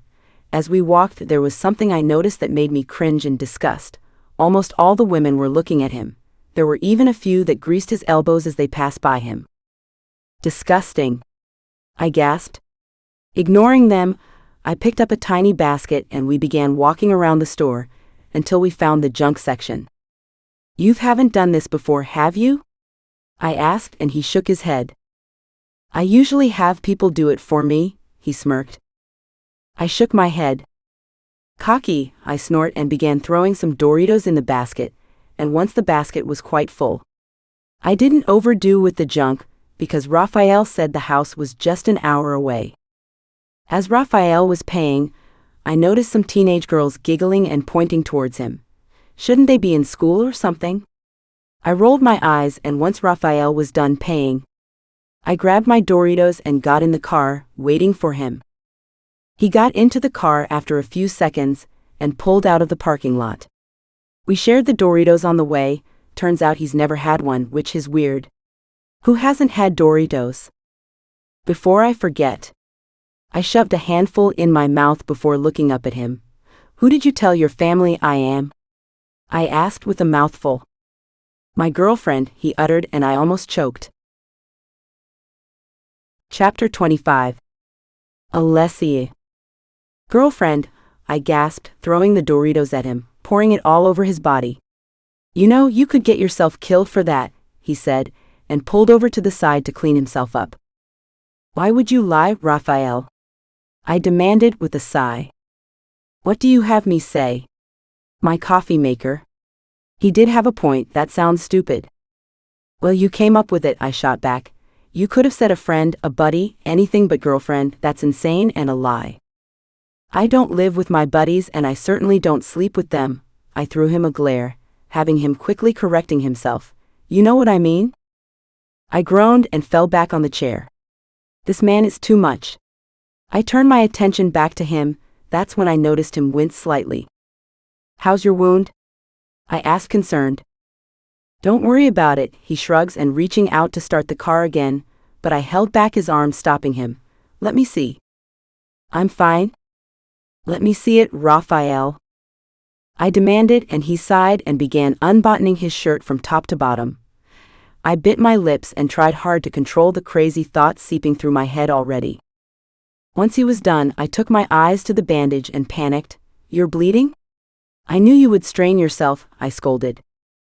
It's nothing, he said, reaching out to start the car, but I spanked his hand away. I'm not letting you drive in this condition, Rafael. Call one of your men. He smirks. For someone who doesn't want to be my girlfriend, you're sure enjoying taking care of me. Shut up, I snapped, and he laughed, before picking up his phone and calling up one of his men. Rafael and I got down from the car and moved to the back, as one of the men took over the wheel. Ready, sir? He said, and Rafael nodded, and as the car began to move, I adjusted myself to him. Where's your first aid kit? I asked, leaning closer to remove the soaked bandage. He points under the chair, and I reach out and grab it. Are you sure you know what you are doing? He asked, and I nodded. Growing up, my brother Nico would always get himself into fights, leaving me to deal with all the mess, I uttered, and Rafael goes silent as if pondering on it. I opened the aid box and tattered a cotton wool with hydrogen peroxide before dabbing it to the wound. And honestly, I expected him to scream out or wince, but he didn't even flinch. Where's your brother? He asked, and I faltered but quickly covered it up. He's staying with a relative, an uncle, I lied. The way he stared at me, it was clear he knew I was lying, but he simply hummed and said nothing. I dabbed the wound with a little more pressure, and once I was done, I cleaned him up and placed a new non-stick bandage on it. Grazie amore. He smiles, and I threw him a faint one before looking out of the window. Tell me about your family? I asked out of the blue, and I could sense him smirking. Curious? I nodded, turning to look at him. Do you have siblings? I asked, and he pressed his lips together before answering. I'm an only child. My mother died when I was 8. My father remarried a year after. We didn't quite get along after that. Why? Because of your stepmother? Not totally. We just had different outlooks to things. He wanted nothing to do with the family business. He wanted a simple life, away from everyone, and I just wanted change. What do you mean change? I asked curiously. He wraps his hands around my waist, pulling me closer to him. Someone's curious, he whispered to my ear. I nodded hysterically. Tell me more, what happened? I turned 17 and joined the family business. I rolled my eyes, holding company. He had an amused expression on his face but nodded. So, who are we meeting? My grandmother, my father, uncles, aunties, nieces, nephews, it's an endless list. If that was supposed to make me feel any better, it didn't. I think I feel worse. We are here, he said, and I leaned and looked out of the window, spotting a glimpse of an iron gate. The gates opened and we drove into what resembled a green foliage, with grown oak trees and manicured gardens. The scent of the scented river seeped through as the car crawled on the smooth pebbled pavement before snaking towards an enormous mansion. And as we got closer, my jaw fell. Holy shit. Did he say house? This isn't a house, this is a fucking empire. The car rolled closer and I was quite certain it was a palace, no a castle. I shook off the thoughts. If I keep pondering, I would lose my mind. What are you, a royal? I blurted, and he laughed as if finding my question or reaction amusing. Soon the car came to a stop. I don't know why, I suddenly became very nervous. Rafael was the first to get out, before extending his hands to me and helping me down. He was staring at me in an expression I couldn't understand, but in an odd way, it calmed me a little. We began to walk towards the wide entrance, which had guards littered everywhere. You would think they were getting set for a war or something. We made it through the door and towards a hall, and then to another door and another before we reached a bigger door which was closed, but a guard dressed in a red uniform opened it for us. When the door opened, I lost my breath. Holy moly! I spurred out and heard Rafael chuckle behind. I ignored him and moved closer to take a better look. The inside was beautiful. Iki! A voice yelled, causing me to jump and move closer to Rafael. I then looked over towards the stairs to see a woman approaching us, with a white sari. 5. He's here. Grandmother? Rafael whispered to my ear, and I managed to form a smile. I didn't know Rafael was half Indian. Well, there's a lot you don't know about him, Alessia. My subconscious reminded me. She walked up to Rafael, and I watched as he held his palms together with the fingertips at a chin level, and then nodded to her. Bless you, son. She smiled, pulling him into a hug before pulling away to look at him. Let me look at you, son. She said, smiling at him. You look well. Bless you, son. Let me look at you. You look well. You too. He tells her, moving his eyes to me. This is Alessia. Her eyes met mine, and I quickly did the thing with the hand I saw Rafael do earlier. She shakes her head slightly. Namaste, dear. She said, turning her eyes back to Rafael. Apa Angreji Baga Horana Bulagai. Apa Isa Angreji Mahalam K Satha, Paryapta Nahim de Beta. You forgot to add the English part. Haven't you had enough with this English women's son? She mumbled in foreign words I couldn't grasp, but I was certain it wasn't Italian. Grandmother, he warned. I looked up at him, and he smiled. Did I miss something? I heard voices and looked up to see people running down the stairs, and that's when my nervousness came back. Chapter 26. Alessia.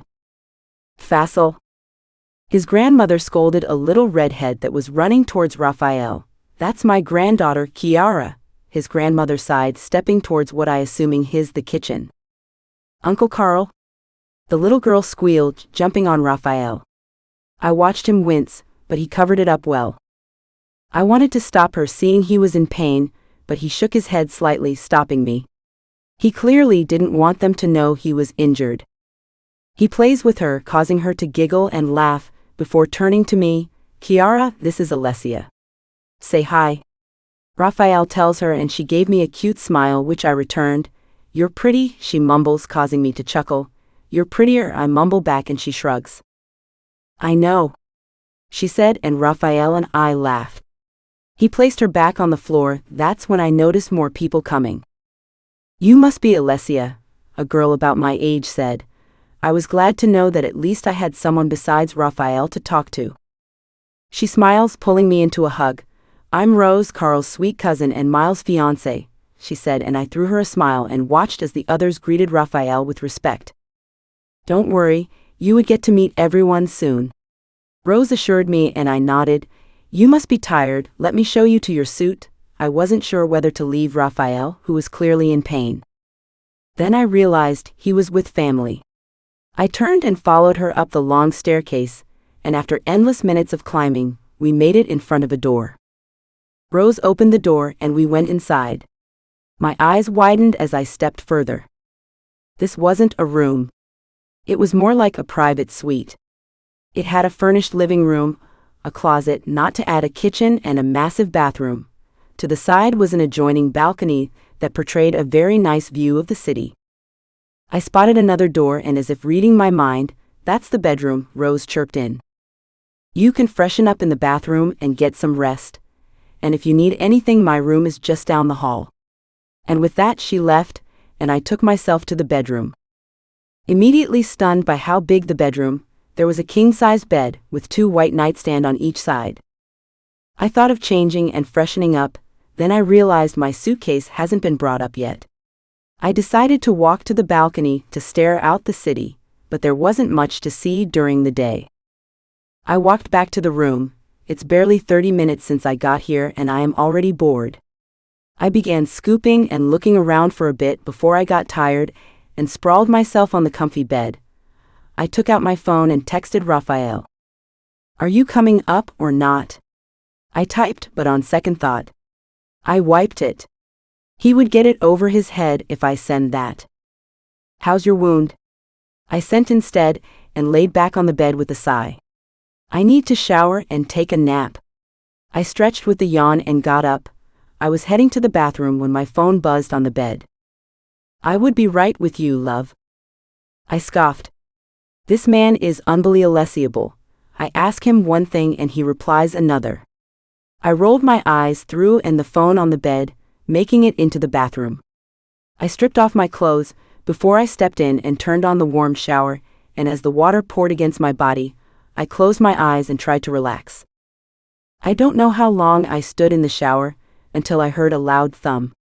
I wiped the excess water off my face and turned off the shower. "Rafael?" I called out, stepping out, but there was no answer. I quickly wore a robe and made it out of the bathroom. I was quite certain I heard something or someone. Rafael. I made it to the bedroom. I stepped in. "Carlo."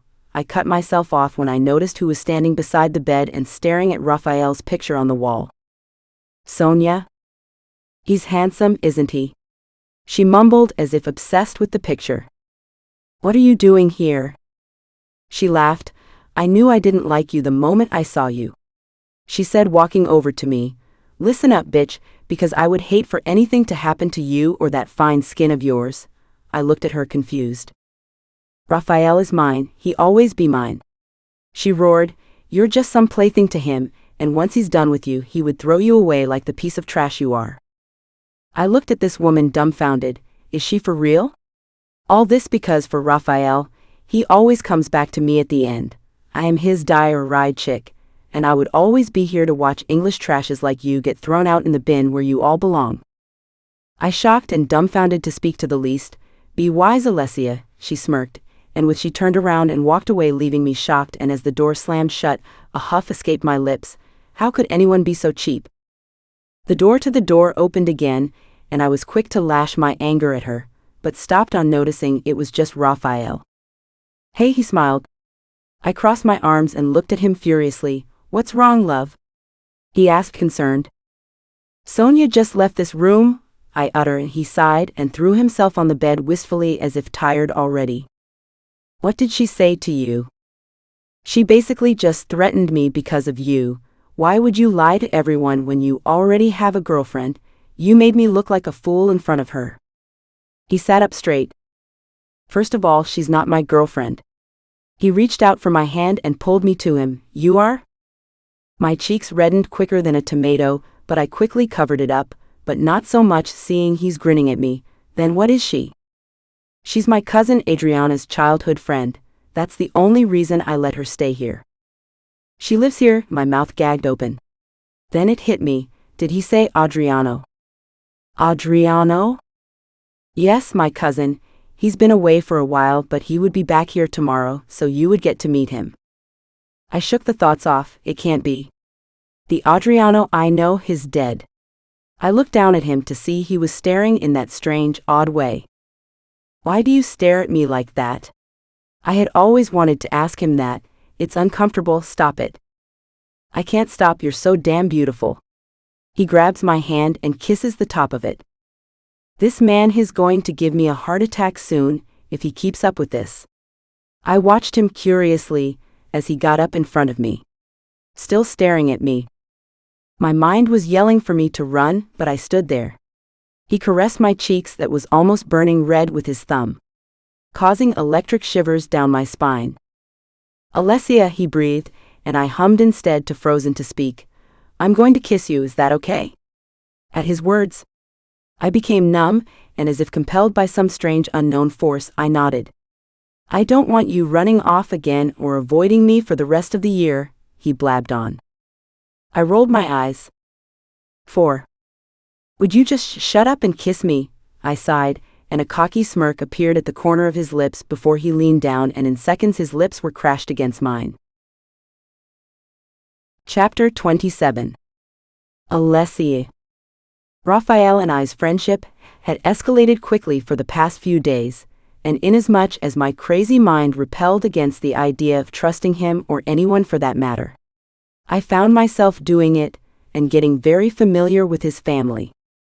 Your grandmother is Indian and your grandfather Italian?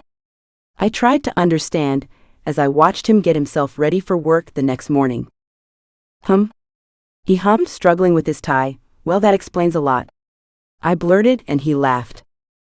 I walked over to him and, moving his hand away, I began helping him with the tie. Let me guess, you have people for this, I sighed.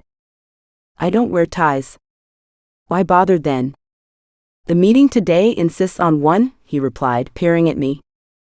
Done? I placed the tie back gently and pulled away. Grazie mio amore. He whispered, in Italian. I think. What does it mean? I asked curiously. Thanks, my love, he replied. I smiled. How do you say you're welcome in Italian? He walked over to me and pressed his lips against my forehead. Prego. He whispered, and I smiled. That sounds like a puppy's name, Prego. I said, and he chuckled softly. Would you be fine on your own? I nodded. If anything happens, you call me first and no one else, he uttered in a more serious tone. I nodded with the same seriousness. Try not to kill yourself this time, I tell him, glancing at his wound. Yes, ma'am. He leans down again and kisses my forehead once, before pulling and walking away. I watched after him, until he completely disappeared. As soon as I heard the door slam, I hurried into the bathroom to take a quick shower. Once I was done, I wore a simple clothing and made it out of the door. I made it down the stairs, bumping on Rose on the way. Just the person I wanted to see. The girls and I are setting up a movie at the theater, would you like to join? I nodded and followed her into a fancy theater room. There were other girls sitting at the front, and as we got closer I realized one of them was Sonia. Come on, Rose said, grabbing me to an empty seat in front. Guys, this is Alessia. She said to them, and they smiled, except Sonia, of course. The movie soon began, and everyone went silent.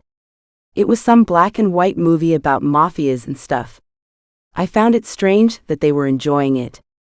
I lifted my eyes toward Sonia. She looked bored. What's her deal? I whispered to Rose, and she turned her eyes to what I was looking at. Sonia? I nodded. She's Adriana's friend. She rolled her eyes. I hate her. She spat, and I gasped, causing the others to look up. I threw them an apologetic smile, and they returned back to the movie. Why?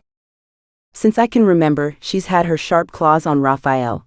Even when it's clear he wants nothing to with her, he just feels sorry for her. Did something happen between them? I asked, but her expression had me quickly apologizing. "I'm sorry." She smiled. "You're curious, I get it. You don't have to worry about Sonia, she's full of threats but won't hurt a fly. That doesn't sound like the Sonia I met," I thought. We began whispering about other random things, mostly about Rafael though. "In general, Rafael is a man with a big heart. You're very lucky," she tells me, and I smile widely at her. Her words helped a lot. I've been quite bothered with how things were moving so fast. Finally, one of the girls yelled, and I looked up to see the movie was over. Rose shakes her head. "I hate that movie," she exclaimed. "Why do you watch it?" I asked. "Rafael and the boys make us watch it every damn year. It's supposed to help us understand the family business. It's pointless." "What does a mafia movie have to do with a holding company?" I asked rather out loud, because everyone turned to look at me. Rose quickly got up from the seat. "Excuse us," she said, grabbing me out of the door with her. We stopped at an empty hallway and she looked around before turning to me. "You do know who Carlo is, right?" she asked. "Yes, he's a businessman," I said in an obvious tone. "He didn't tell you?" she gasped. At this point I became scared. "Is there something I need to know?" She smiled and shook her head. "No, of course not. Anyway, I was thinking we should go out for ice cream." I nodded, but it was clear she was hiding something. Rafael has a lot of explaining to do when he returns. We got home an hour ago, and Rafael was still not back. I have tried calling and texting, but he hasn't replied any. My mind couldn't help but drift to the last time this happened. Why do I spend my day worrying about him? I should be focusing my attention on getting Nico out. But instead I'm here, worried sick about Rafael. I groaned and threw myself on the bed. I picked up my phone and began playing random games on it, and before I knew it, I dozed off. I awoke sometime later to the room door opening. I opened and rubbed my eyes to see Rafael entering the room.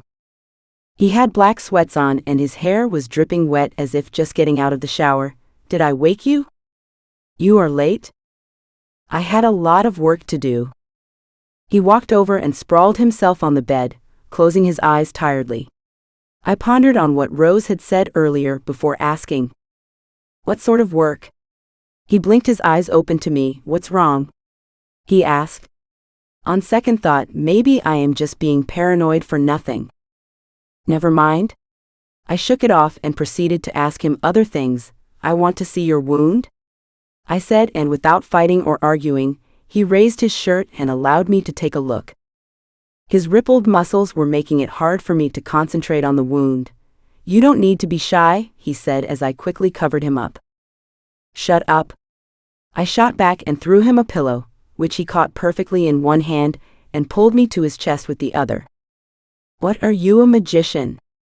I sighed and he laughed shortly, and soon his phone began to ring, booming the quiet room. He groaned and reached out for it on the stand. "Ha," he answered, sitting up straight. I watch him rub the brim of his nose frustratedly, listening, before sighing. "I'm on my way," he uttered and got up from the bed. "Where are you going?" I asked quickly. "I'm going to pick up my cousin. I won't be long." I shook my head. "I want to come." "No, it's too dangerous, just go to bed," he uttered, walking towards the door.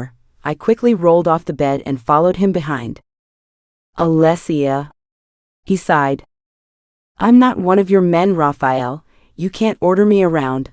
I'm coming with you and that's final," I tell him, and he eyed me for a moment before sighing. "Fine," he uttered, and I grinned.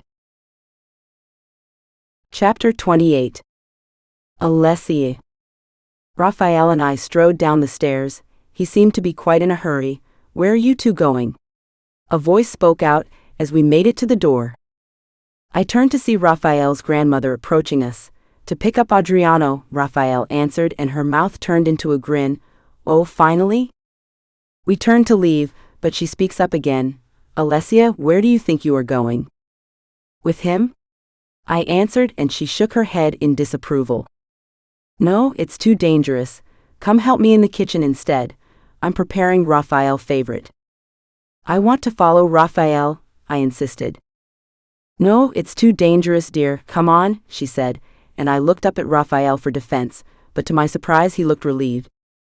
He leans to me and then cupping my face, he pressed his lips against my forehead. I'll be back soon, he whispered, and I didn't have a choice than to nod slightly.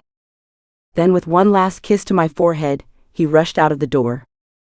Come on, she said, and I trailed behind her to the kitchen. It was an enormous kitchen, with a long mahogany dining table in the middle. There were about 6 girls in the room, working quietly to each side. I walked in, stood quietly, watching her hover to the pot on fire and began stirring it. So where are you from, Alessia? Rafael's grandmother asked. Brooklyn, I answered. She hummed, and your parents, are they still alive? I don't know.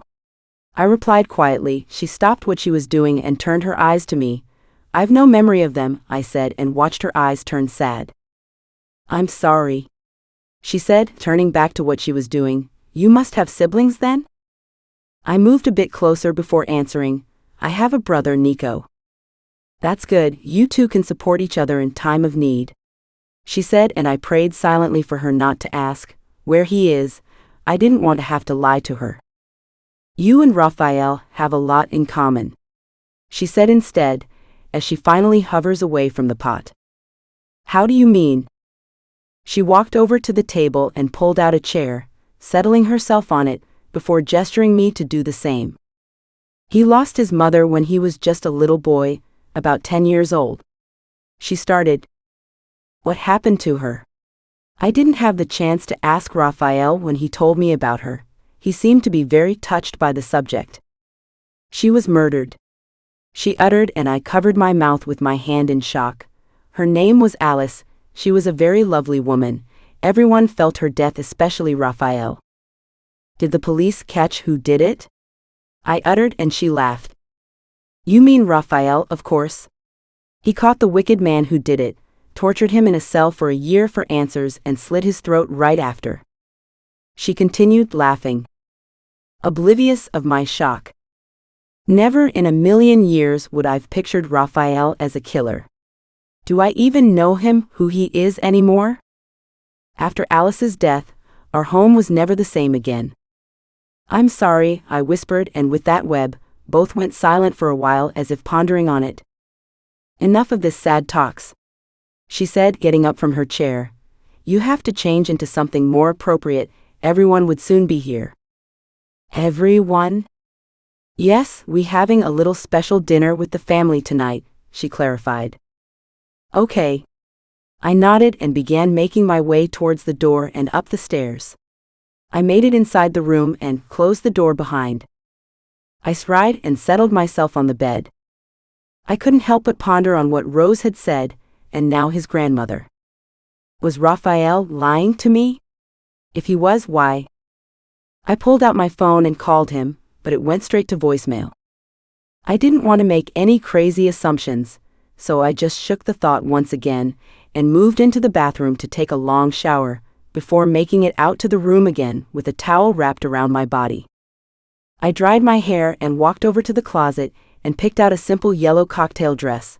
I wore it on, did my makeup, and soon I began hearing loud voices downstairs. I suddenly began feeling very nervous. I reached out for my phone and dialed Rafael's number again, but it still went straight to voicemail. I sighed and put the phone away. There was a light knock on my door before it moved open, revealing Rose in a beautiful black dress. Hey. She smiled as she made her way to me. You look nice. Thanks, you too. I tell her. I'm asked to get you downstairs. Everyone is settled and waiting to meet you. I want to wait for Rafael. I tell her. You can wait downstairs with the rest of us, so come on. She uttered and helped me to my feet. I picked up my phone and followed her out of the door.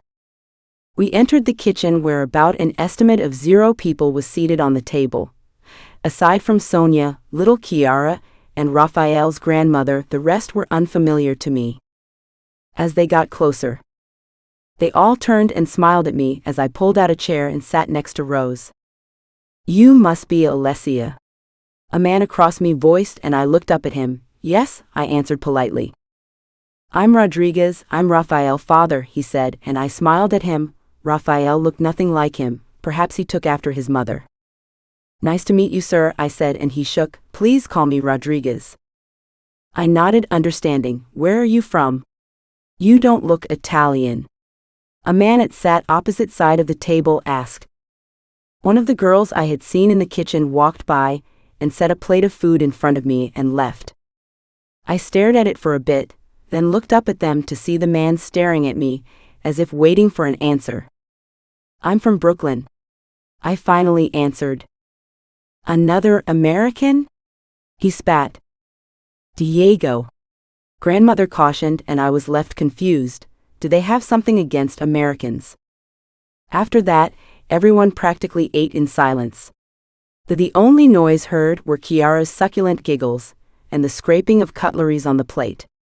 I wished more than anything Rafael would just show up.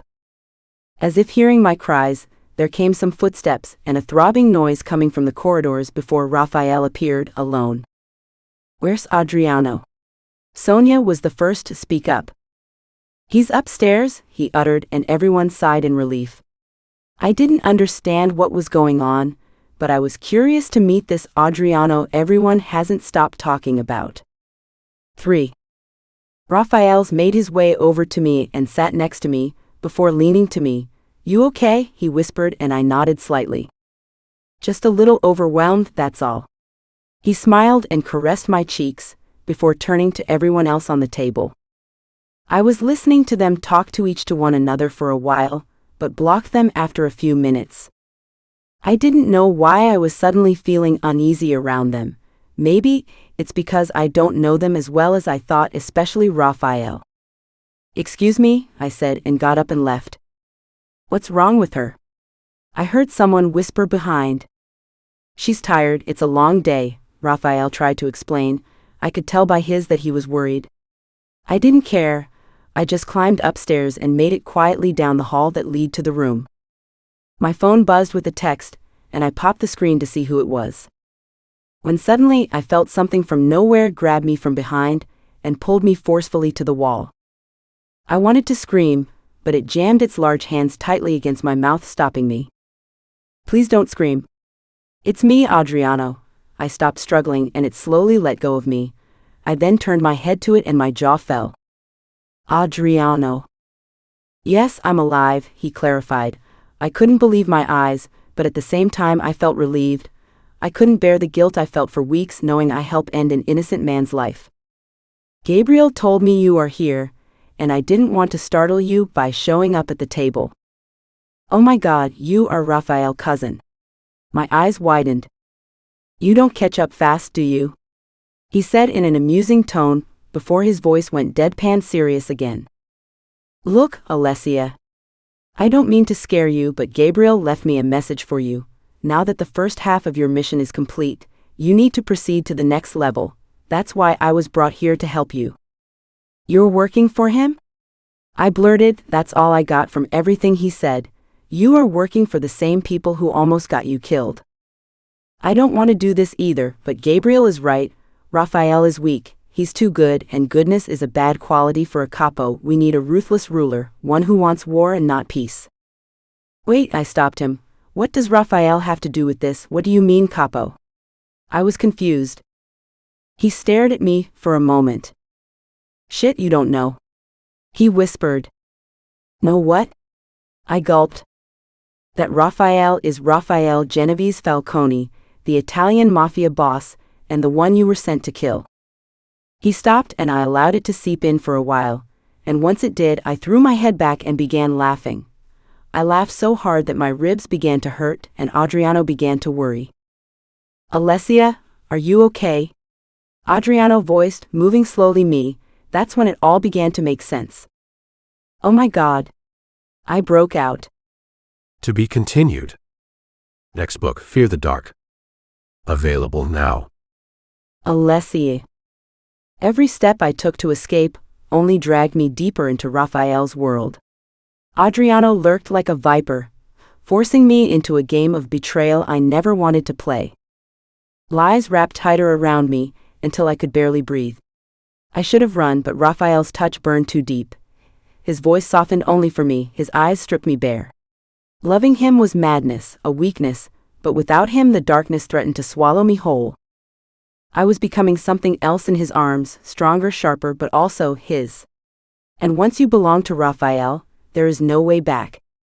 Raphael. She ran. She lied. She betrayed. And yet, I could not let her go. Alessia was my curse and my salvation, the flame that burned me alive and the only reason I still breathed. My enemies whispered that she was my weakness, that the girl with trembling hands would be the end of me. They didn't see what I saw, the fighter, the survivor, the woman who carried scars deeper than my own. She didn't understand yet, but every time she defied me, every time she broke down and let me hold her, she wasn't slipping away from me. She was binding herself to me, forever. This is the second book in the Dark Oath series. Reading order. Book 1, Crave the Dark. Book 2, Fear the Dark. Book 3, Own the Dark. She was born in chains. He was born in blood. When Alessia is dragged into the violent empire of Rafael Falcone, she expects death. Instead, she finds something far more dangerous: desire. Their connection is raw, forbidden, and addictive. Two broken souls colliding in a world built on betrayal. But love in the Mafia is never gentle. It's obsession. It's war. It's survival. And once you're bound to the Falcone, there's no way out, only deeper into the darkness. Alessia. Prison was meant to bury me, to silence the voices clawing at my sanity. But when a mysterious woman stepped into my cell and demanded the unthinkable, kill her son, my world shattered into something far darker than steel bars. Then I met Raphael. The man I was ordered to destroy became the man who held my freedom in his hands. He was ruthless, untouchable, with shadows clinging to him like a crown. I should have feared him, but instead I found myself unraveling, craving, torn between the whispers of my conscience and the dangerous pull of the man I was meant to betray. Raphael. I wasn't supposed to notice her. She was nothing but a pawn my mother threw into my path, another broken thing I could use and discard. But the moment I saw her eyes, wild, desperate, burning with a pain, I understood. I knew Alessia was a different kind of weapon. She was chaos wrapped in fragile beauty, a madness that mirrored my own. I could have killed her. I should have. Instead, I kept her close, chained her to my world of blood and shadows. Because in her fire, I saw the one thing I swore I would never need: hope. This is the first book in the Dark Oath series. Reading order. Book 1, Crave the Dark. Book 2, Fear the Dark. Book 3, Own the Dark. She was born in chains. He was born in blood. When Alessia is dragged into the violent empire of Rafael Falcone, she expects death. Instead, she finds something far more dangerous: desire. Their connection is raw, forbidden, and addictive. Two broken souls colliding in a world built on betrayal. But love in the Mafia is never gentle. It's obsession. It's war. It's survival. And once you're bound to the Falcone, there's no way out, only deeper into the darkness. Prologue. Concrete has a taste. Cold, metallic, sharp on the tongue. I've licked it enough times to know. Walls, floors, bars, every piece of this place tastes the same. Like rust and regret. Like punishment. Like the inside of my head. But prison isn't the cage. Not really. The real prison lives inside me. The voices. The shadows. The memories that crawl under my skin and refuse to leave. They whisper when the lights go out. They scream when the silence grows too heavy. They tell me I'm not a victim. They tell me I'm a monster. And sometimes when I believe them, I almost feel free. Almost. People look at me and see a girl. Broken, bruised, too thin, too small. They see the chains. They see the dirt under my fingernails, the hollow eyes, the trembling hands. But they don't see the fire. They don't see the rage that keeps me breathing, the hunger that refuses to die no matter how many times the world tries to stamp it out. And God, I am hungry. Not for food. Not for air. For something else. Something sharp. Something dark. Something that doesn't ask me to be good or soft or save. I want the kind of touch that bruises. I want the kind of voice that can drown out the ones in my head. I want the kind of danger that makes the rest of the world go quiet. Maybe that makes me sick. Maybe it makes me damned. But at least it makes me honest. The first time I tasted blood, it wasn't mine. And it wasn't an accident. I should feel guilt for that. Shame. I should wake up clawing at my skin, desperate to scrape the memory away. But I don't. I never do. Because deep down, in a place I'll never admit to anyone else, I wanted it. I wanted to know what it felt like to take back control. To stop being prey, even if just for a moment. To bite back. To burn? People call me crazy. Maybe they're right. But if madness is what it takes to survive, then I'll wear it like a crown. I've learned one truth in this life: mercy doesn't save you. Kindness doesn't shield you. Love doesn't heal you. What saves you is power. What shields you is fear. What heals you is the knowledge that no one will ever own you again. But power isn't something you're given. It's something you take. It's something you bleed for. And I would bleed 1,000 times before I let anyone put me back on my knees. Some nights, when the air feels too heavy and the silence turns sharp, I imagine a different world. A world where I'm not the girl locked behind bars. Where I'm not the haunted one, the broken one, the outcast everyone whispers about. I imagine a world where I'm dangerous. Untouchable. Where men look at me with fear instead of hunger. Where I can cut my own scars into their skin, instead of carrying theirs in mine. And then I laugh. Because that world doesn't exist. Not for me. Not yet. But sometimes I feel it. Like a pulse under my skin. Like a promise I don't yet understand. That maybe one day the darkness won't just haunt me. Maybe it will belong to me. Until then, I wait. I watch.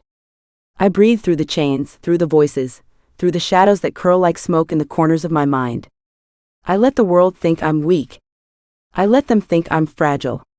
I let them believe I'm nothing.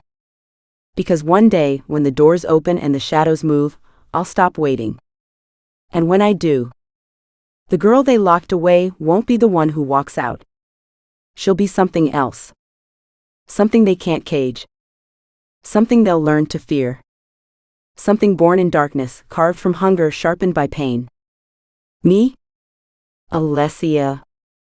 Not prisoner. Not victim. Something worse. Something they'll never forget. Chapter. Alessia. My prison cell was a hollow cube of concrete, one way in, one way out, no windows, no sounds. A domain for the demons that hunt my thoughts. I could hear them in my head. Voices. These voices. They whisper and toil with my mind. I can't remember a point where they weren't there, where I don't hear them demanding, laughing, taunting, and blocking my own thoughts. But left to this cruel world to die, these voices had become my family, my friends, my companions. The sound of keys pulled me out of my thoughts, having me lifting my eyes to the barred opening with thick metal bars. You have a visitor. Officer Jones, the officer in charge of my floor, announced, opening the bars. I stood to my feet as she stalked over to me. Your hand? She demanded, pulling out the handcuffs, and without hesitation I extended both arms to her. Who's it?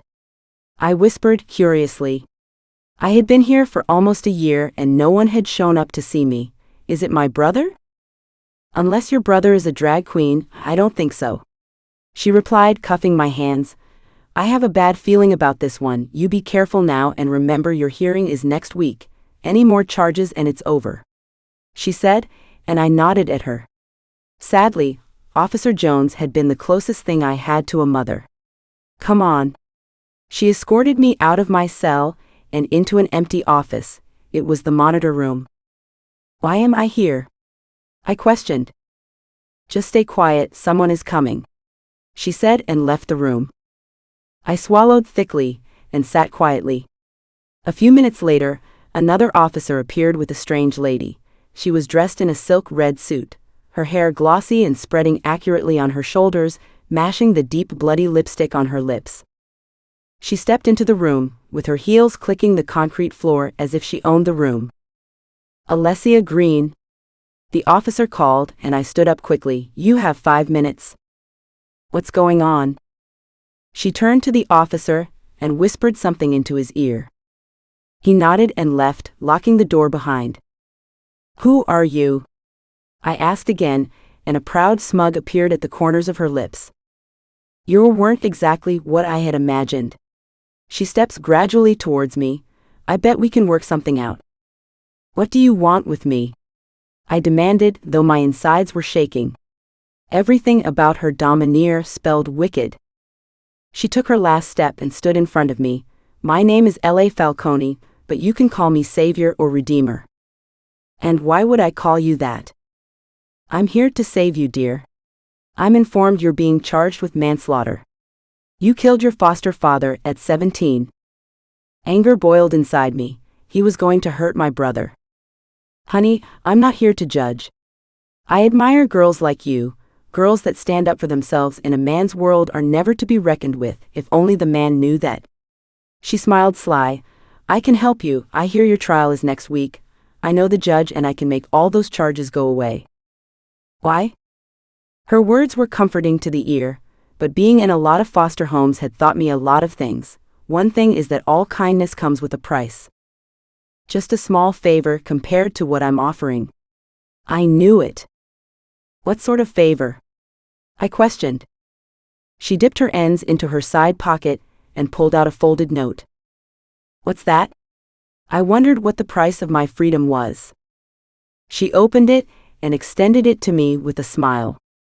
I stared reluctantly before accepting it from her and reading the words. "Kill my son." My eyes widened and I dropped it in shock. She placed her finger in between her lips, stopping me from spelling out the sinful words. "What's the problem? You've done it before, haven't you?" She reminded me, "Just this time you would do it for a greater price, freedom." She bent down and picked up the note. "I would rather rot in jail," I told her. "I choose my next words wisely if I were you, Alessia." She smirked devilishly. "But not to worry, I'm not so heartless. I would give you 7 hours to ponder over it in your little rodent cell and have my answer." "The answer is no, I'm not a murderer, regardless of what you might think. I have a conscience." I snarled sharply, "So find someone else to do your wicked bidding." "I already did, and you will do this whether you like it or not. I'm only giving you the time to come to terms with your recent assignment, this not in a way a request, it's an order." I scoffed at her brood confidence. "And if I don't?" Her eyes scrutinized mine. "Trust me, love, you don't want to make an enemy out of me. It can be quite bloody," she uttered in a tone deadly, and fear brushed through me. "I can't do it," I begged her.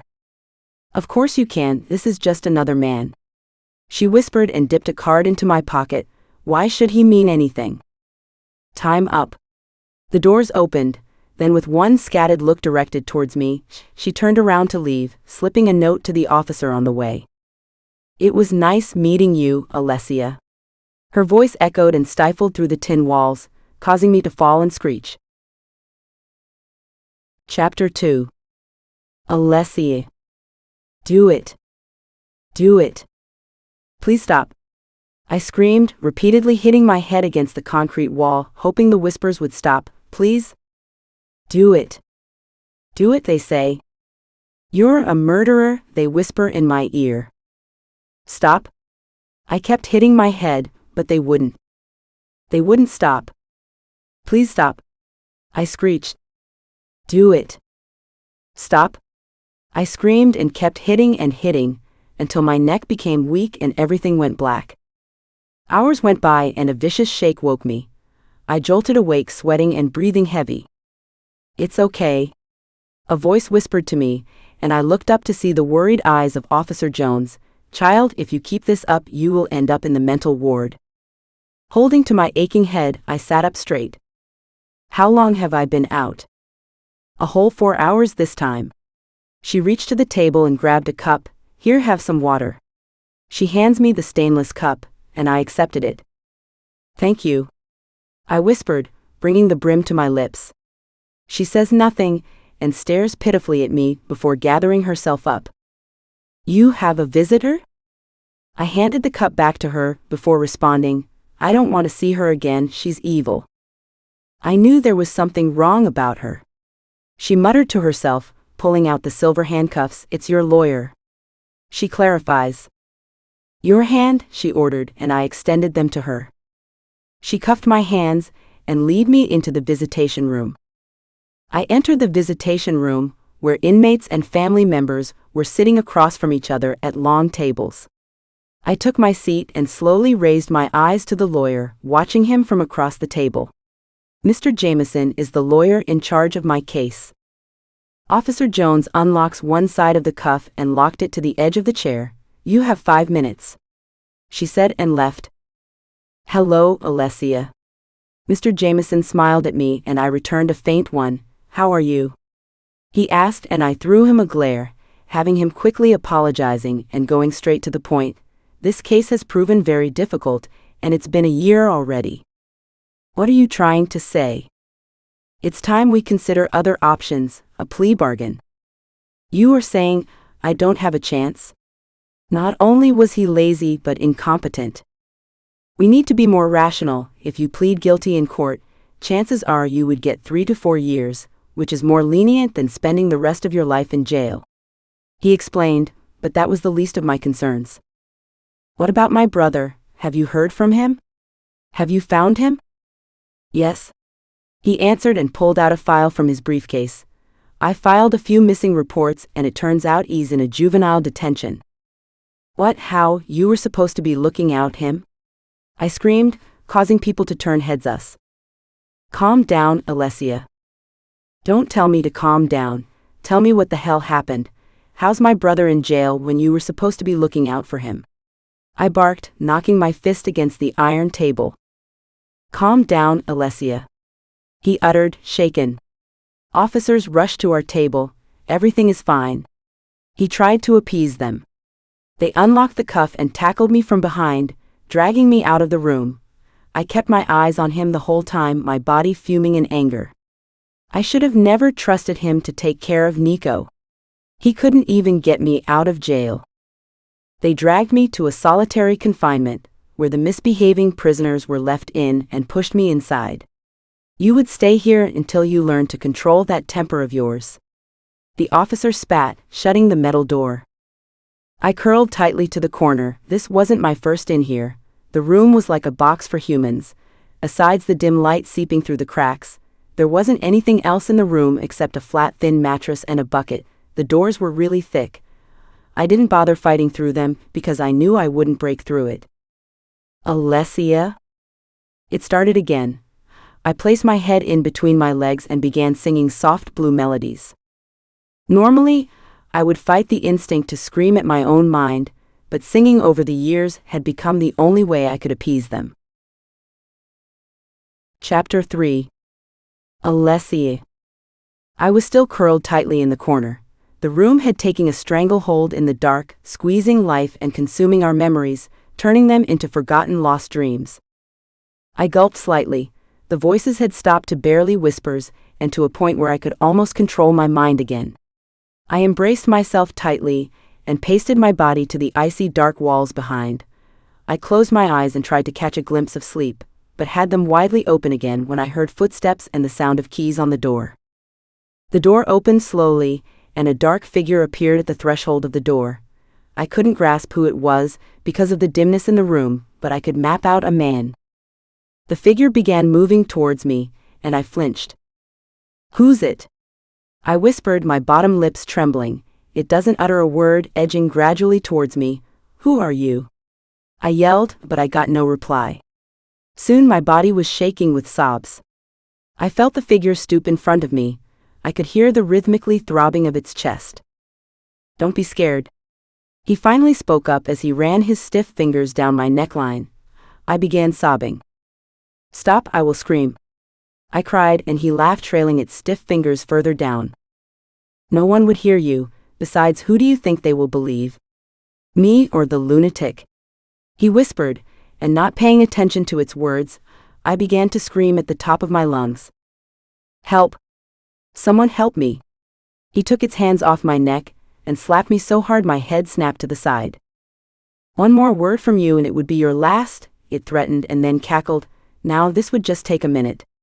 He began pulling off my blue pants, causing me to tremble. Just close your eyes and stay still. He pulled me up in his arms and carried me over to the mattress, throwing me on it. I struggled to get loose. I said, be still. He warned, and with the little burst of strength left in me, I hacked myself out of his grip and ran towards the door to scream for help. I didn't make it far as a foot reached and kicked me in the back of my knees, causing me to fall to the ground. Bitch! He cursed and kicked me in my ribs with its trims. I laid limp and bare, screaming and crying. He swooped me off the floor and threw me on the mattress again. He slapped me and began taking off my clothes. Pee, please. I begged. He knocked his fist against my jaw, shutting me up. I closed my mouth involuntarily, but heavy sobs still cracked my body. He pulled off my underwear, leaving me bare. Please. I shut my legs tightly. Open your legs. He snarled, forcing them open by weighing his body against mine. I shook my head, screaming, and with every willpower left in me, I struggled, when suddenly a loud, painful scream erupted in the room, and the heavy weight off my abuser was lifted off me and thrown to the floor. I couldn't grasp what it was, but I could feel another presence in the room, until I couldn't anymore, and with my ribs aching and my eyes clouded with tears, I crawled and curled at the corner, naked and freezing up until the next morning. The door opened slowly, and with it a bright light that almost blinded me.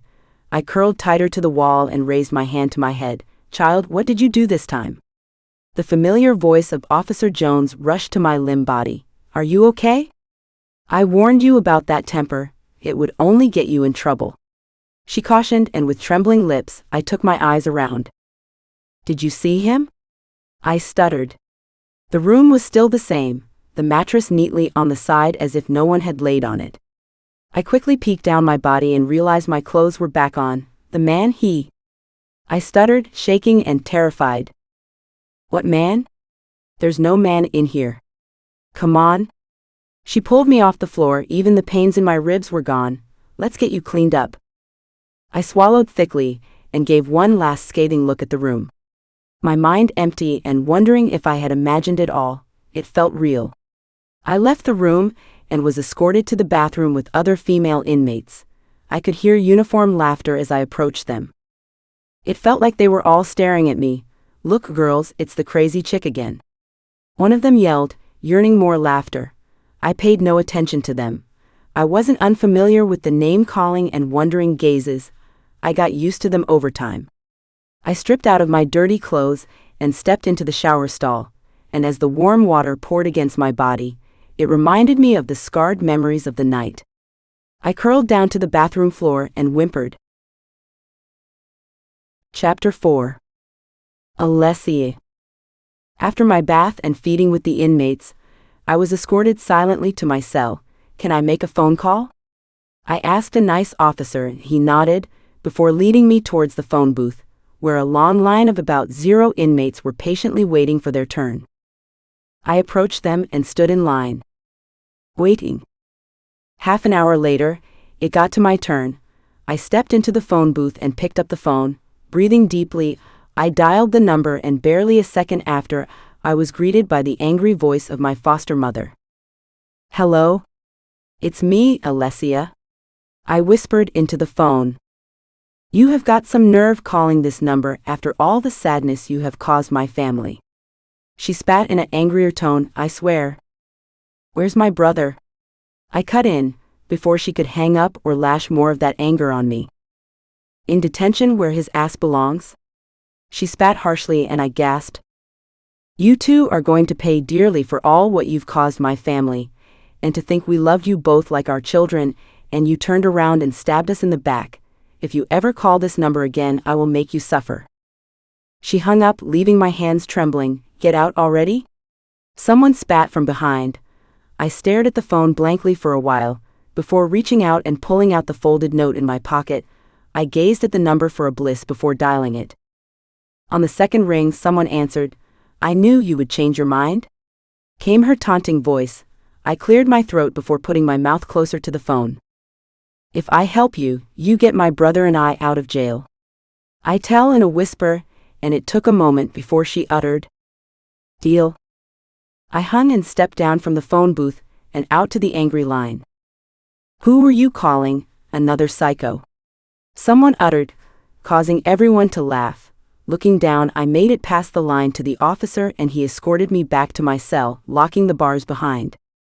I climbed onto my bed and curled tightly to the wall, and placing my head between my legs, I began singing my heart out. Mama who bore me, Mama who gave me no way to handle things, who made me so sad, Mama the weeping, Mama the angels, no sleep in heaven or Bethlehem.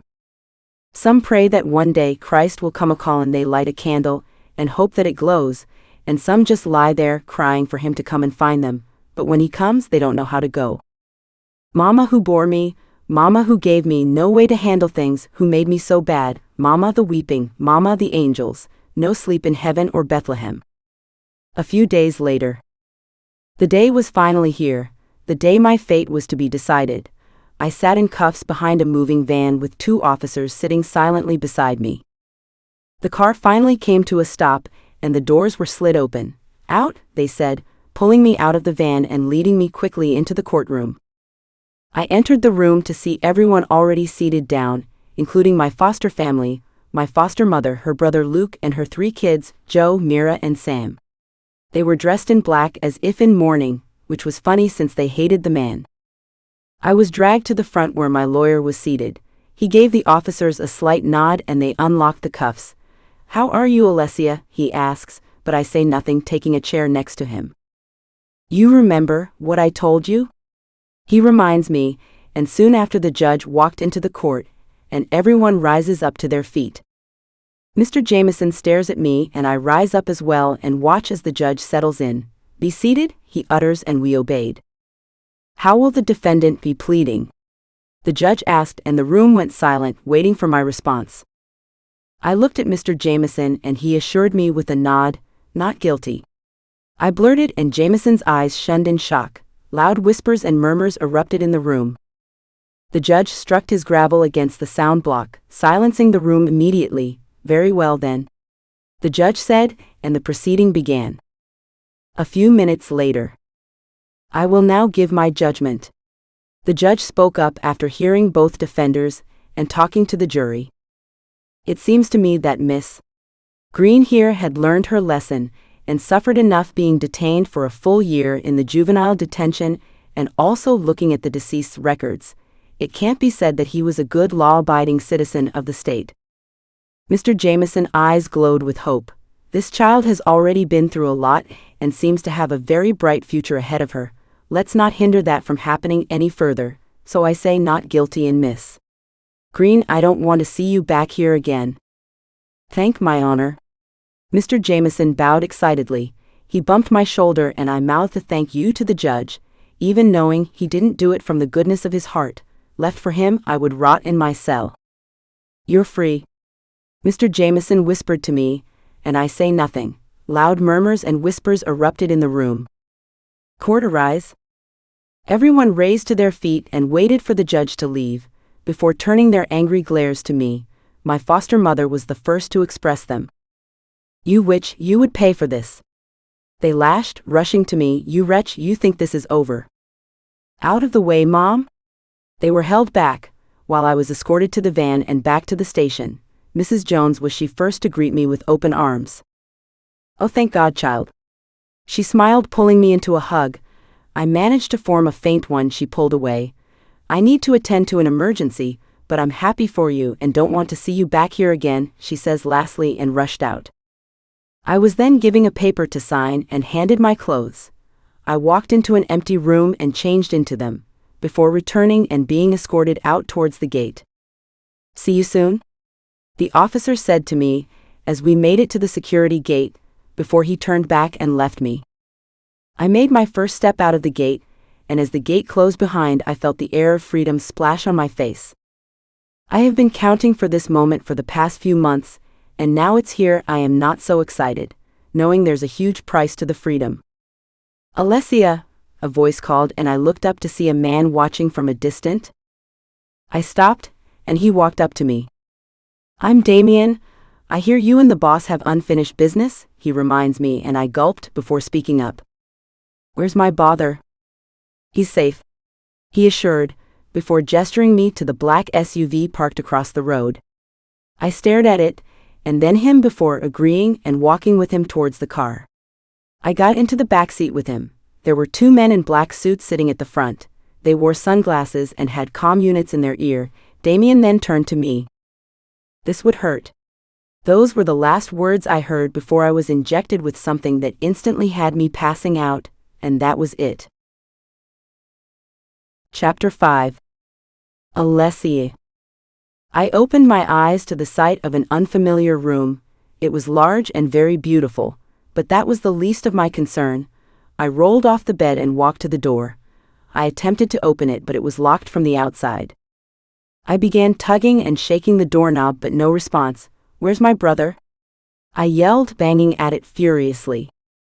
Suddenly the door was pushed open, causing me to fall onto my back. I looked up to see one of the men, the same one I had seen in the car before I passed out. Boss would see you now. Where's my brother? I blurted without thinking of the consequences. He didn't respond other than pull me off the floor and onto his broad shoulders like I had weighed nothing. Put me down. I began kicking and biting, but he didn't flinch. He carried me down the hallway. The hallway was long and dark, lined up with stall doors and artistic works. The man stopped at a door that was slightly larger than others, and threw me on the hard floor before knocking. I got up and dusted myself with a sigh. Come in. My voice responded from inside. The man opened a door and pushed me in, causing me to almost lose my balance. Oh, Frank. That's not how you treat a guest. A voice spoke up, and I looked to the end of the wide room to see a man seated behind a large desk. But what nearly caused my mouth to drop were the collection of guns hanging behind him on the tainted wall. Beautiful, isn't it? You should see my museum. I gulped, wondering what sort of mess I have gotten myself into. Don't trouble your mind, dear. I wouldn't hurt you, not when you're worth more alive, he said with a proud smile on his face, before walking out from behind his desk to me. Give us a minute, would you, Frank? Frank nodded and left the room, leaving me with this strange man and his terrifying gun collection that I couldn't stop staring at. Who are you, and where's my brother? This wasn't part of the deal. She promised to release him to me. I blurted, almost losing my patience, and we will. He says and walks back to his desk. Take a seat, we have a lot to discuss. He gestured me to the seat in front of his desk. I stood firmly on my feet, though very terrified. I want to see my brother. He clenched, his eyeballs turning pitch black. Take a seat, Alessia, and I won't ask again. He hurled.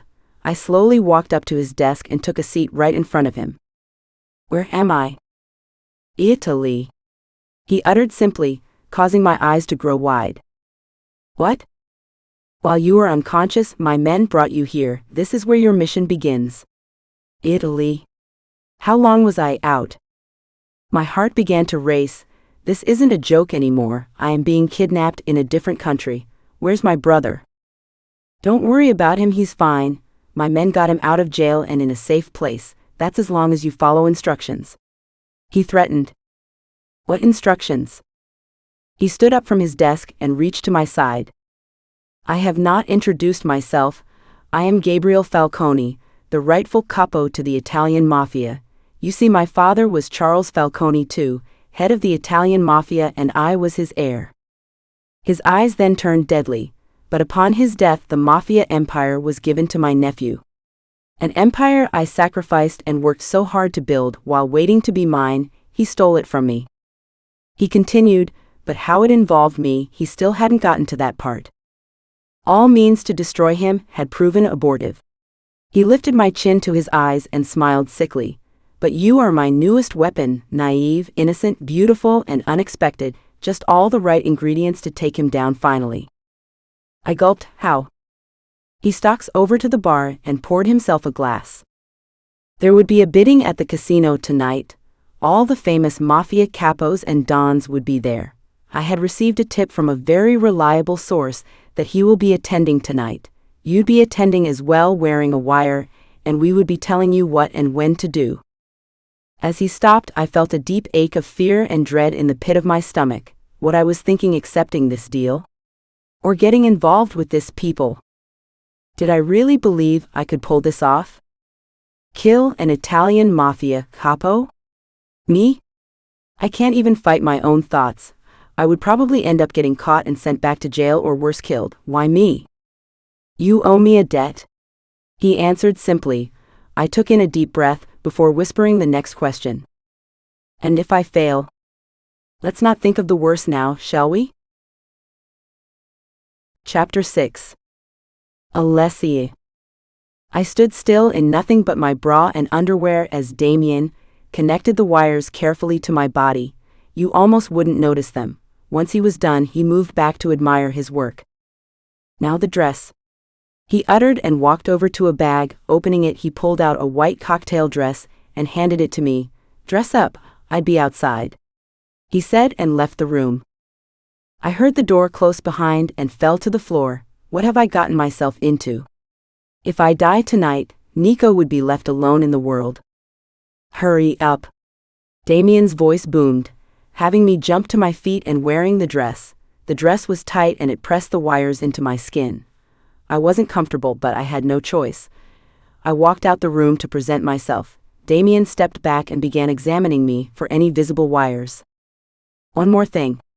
He walked over to the table and handed me a purse that matched my dress.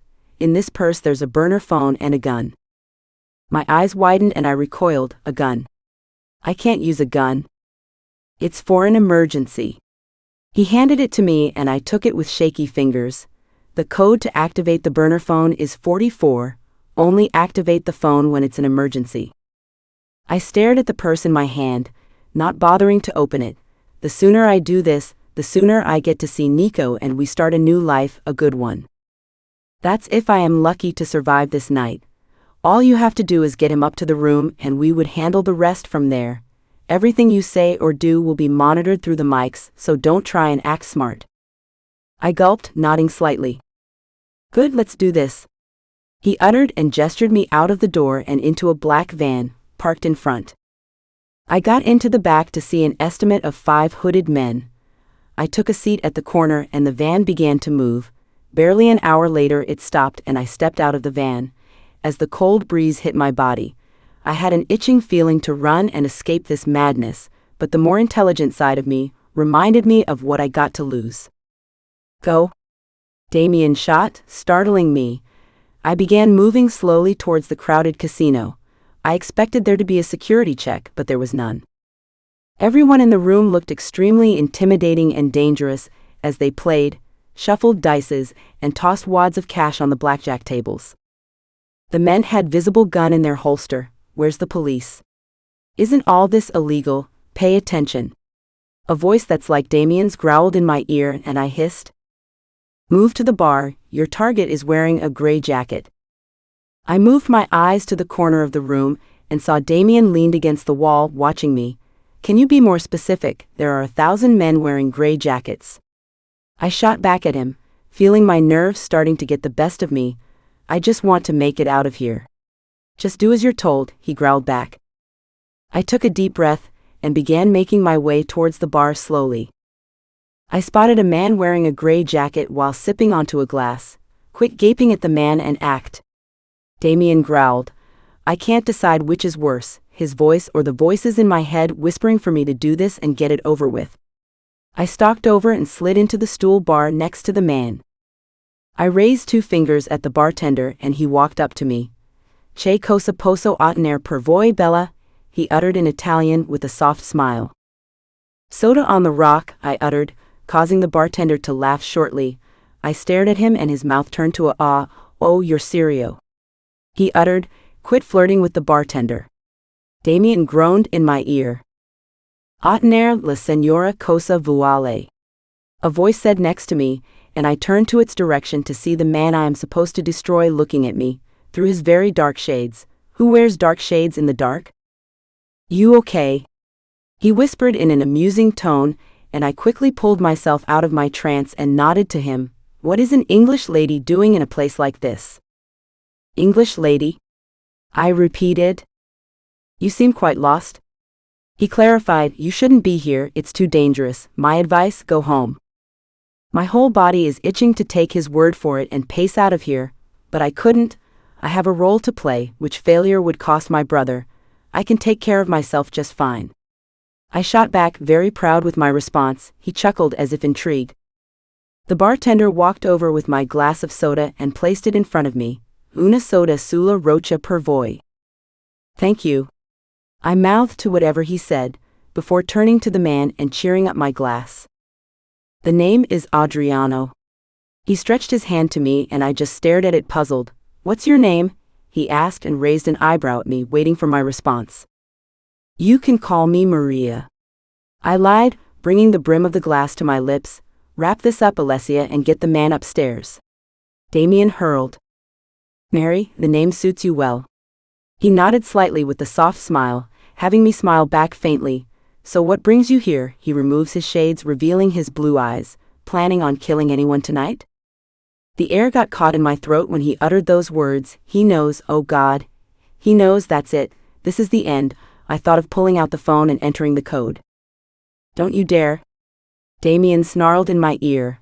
Suddenly it began to feel like the room was toppling upside, and my heart panting hard as if it's about to explode out of my chest. If you ruin this for me, I'm going to kill you myself, Alessia. Damien growled. Are you okay? Adriano uttered concerned. I held onto the counter and gradually got up to my feet. I don't know, I feel dizzy. I tell him, and he stumbled up to his feet and held from falling. I almost had the instinct to spill out the whole plan to him and save him from his death. Do you have an address or a room? He asks. Room 04. I uttered, and he helped me into the elevator and down the hall towards the room. I could hear my heart throbbing and racing out of my chest as we stopped in front of the door. You're shaking. Are you sure you're okay? He whispered, and with a tight breath I shook my head and closed my eyes. I couldn't do it.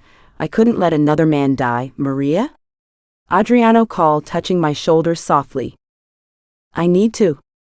Before I could finish the sentence, Damien appeared behind him with the 3 hooded men and knocked Adriano to the floor, and I gasped. What do you think you're doing? He snarled at me, reaching down to check Adriana's pulse, who's lying lifelessly on the floor, a pool of blood forming a circle around his head. I curled to the wall, my limbs trembling and shaking. You've killed again, Alessia. They started. You killed him? No. I screamed, holding my head. Get her out of here, Damien said to one of the men, and I jolted to my feet.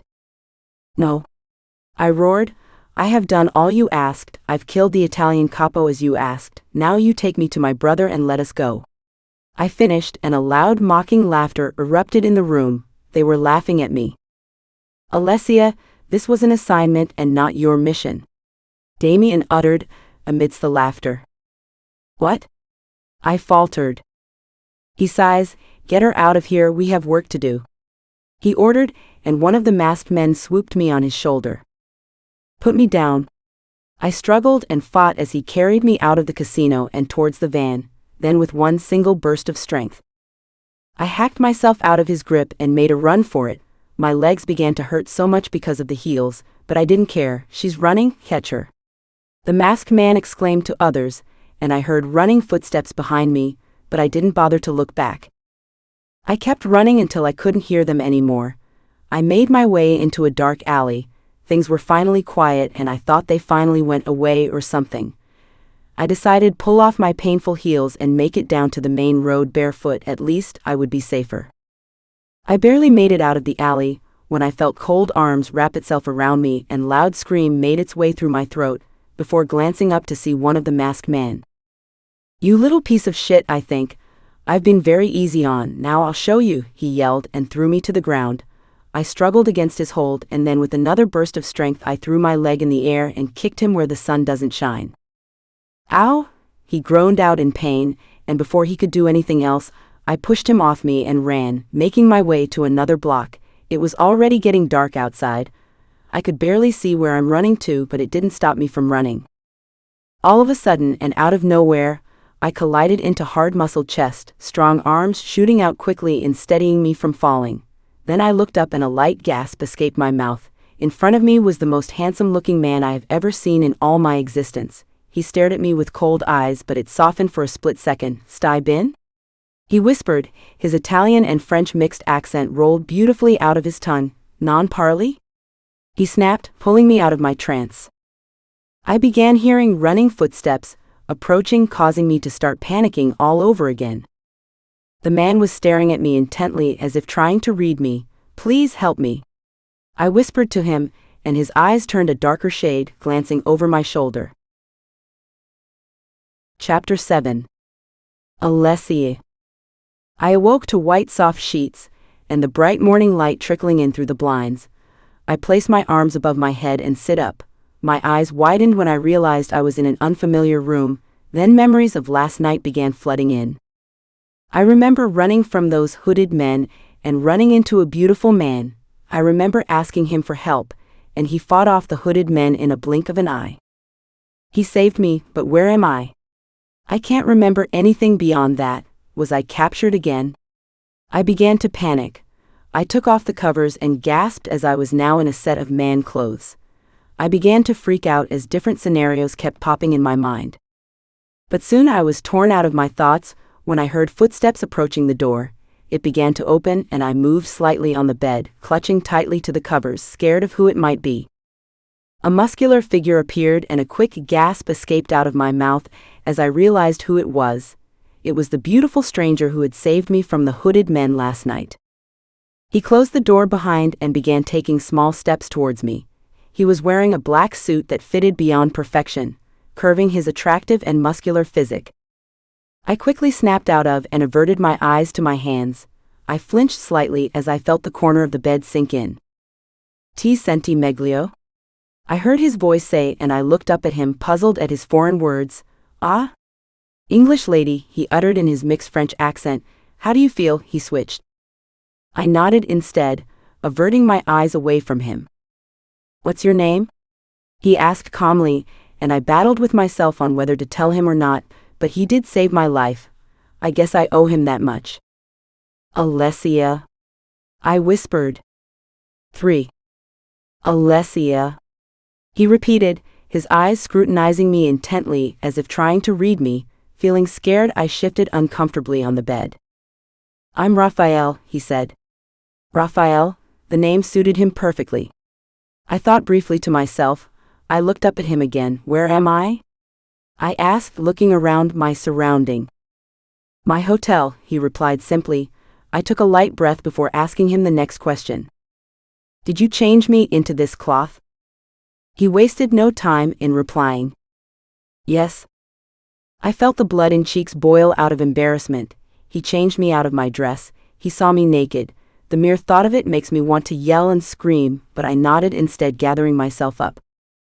"Mr. Rafael, thank you for saving me and letting me rest in your hotel," I say in a grateful voice. "But now I have to go," I said and got up to leave, but I stopped in place when I felt strong hand grab mine. I looked down to see Rafael holding me. "Who's after you? Who are you running from?" he asked, his ocean-like blue eyes appearing angry all of a sudden. "Tell me," he snarled. I jolted my hand off him. "It's none of your business and I can take care of myself. Just return my clothes so I can be on my way." I looked to the corner of the room and spotted a long couch where my dress was folded neatly. I immediately stood up and walked over to grab it. "I can protect you," he tells me. I shook my head hysterically. "You can't," I whispered, then with one last scathing look towards him, I ran out of the room and out the lobby, before he could stop me. I know I'm being insensitive considering he saved my life, but the last thing I needed was to get myself caught up in more debts. Remembering. No kindness comes without a price. Chapter 8. Alessia. I closed my eyes for a split second, trying to wipe off the remaining glimpse of sleep off my eyes, before opening them and continuing my walking through the busy streets of Italy. I need to find Nico, but first I need to find a job and a place to stay. I looked ahead of the road, spotting a bakery shop. I crossed over to it and requested for a job. I don't care what I do. I just need a roof over my head and some food. I am sorry, but we can help you. A lady at the counter said rudely to me. I don't mind, I will do anything. I pleaded. I can't help you, miss. Leave before I call the cops, she threatened, reaching out to the phone. I stormed out of the door before she could. I can't get myself deported yet. I have to find out where they are holding Nico hostage. I've been walking on this busy streets for hours, but unfortunately, I couldn't get a job at any place. One mere look at me and they throw out, no one wants to hire an English homeless girl. Amidst my thoughts, I spotted a newsstand and walked over to it. I grabbed a newspaper and began searching for any vacant jobs or wanting employees, but there is a minor problem. These are written in Italian. I looked up at the vendor and smiled faintly. Compra? Oh no, he shot. English? Oh, non puoi leggere Italiano? I stared at him, puzzled. He shook slightly, and he reached out to the corner, pulling out a pile of old newspapers. Tutto questo sono giornali inglesi, ma nessuno li compra più, he says, handing them over to me. I began searching through them, and thankfully they were all written in English. My eyes came across the part that read, Wanted waitress for Venus Milano. A waitress at a famous club? This won't work either. I have to keep a very low profile, but I should probably check it out. I turned back to the vendor, pointing at the address of the place. Where? Ah, Venus Milano? I nodded hysterically. See, where's it? He stepped out from behind the stand to me. Un locale notturno. He says, pointing at a building. Dietro quel palazzo, ma non sono aperti fino alle 8. He directs, and I nod slightly, handing him back his pile of newspapers. Obrigado. I tell him, I'm not even sure if that's Italian, but I don't have dinheiro to pay you. I stuttered. He groaned, annoyed. Vai? He shot at me, and I startled, fastening my steps towards the direction he had pointed. I speed walked until I was in front of the building. I moved further behind it and spotted a sign that read boldly, Venus Milano. I fixed my dress and took a deep breath, before taking small steps towards the big doors. A man opened the door for me and I walked into the fancy club. I walked towards the bar and approached a lady on a pink weave standing behind the counter. Ciao, come posso aiutarla? I am looking for a job, and saw that you guys are hiring. Sì, siamo. She replied, moving from behind the counter. Follow me.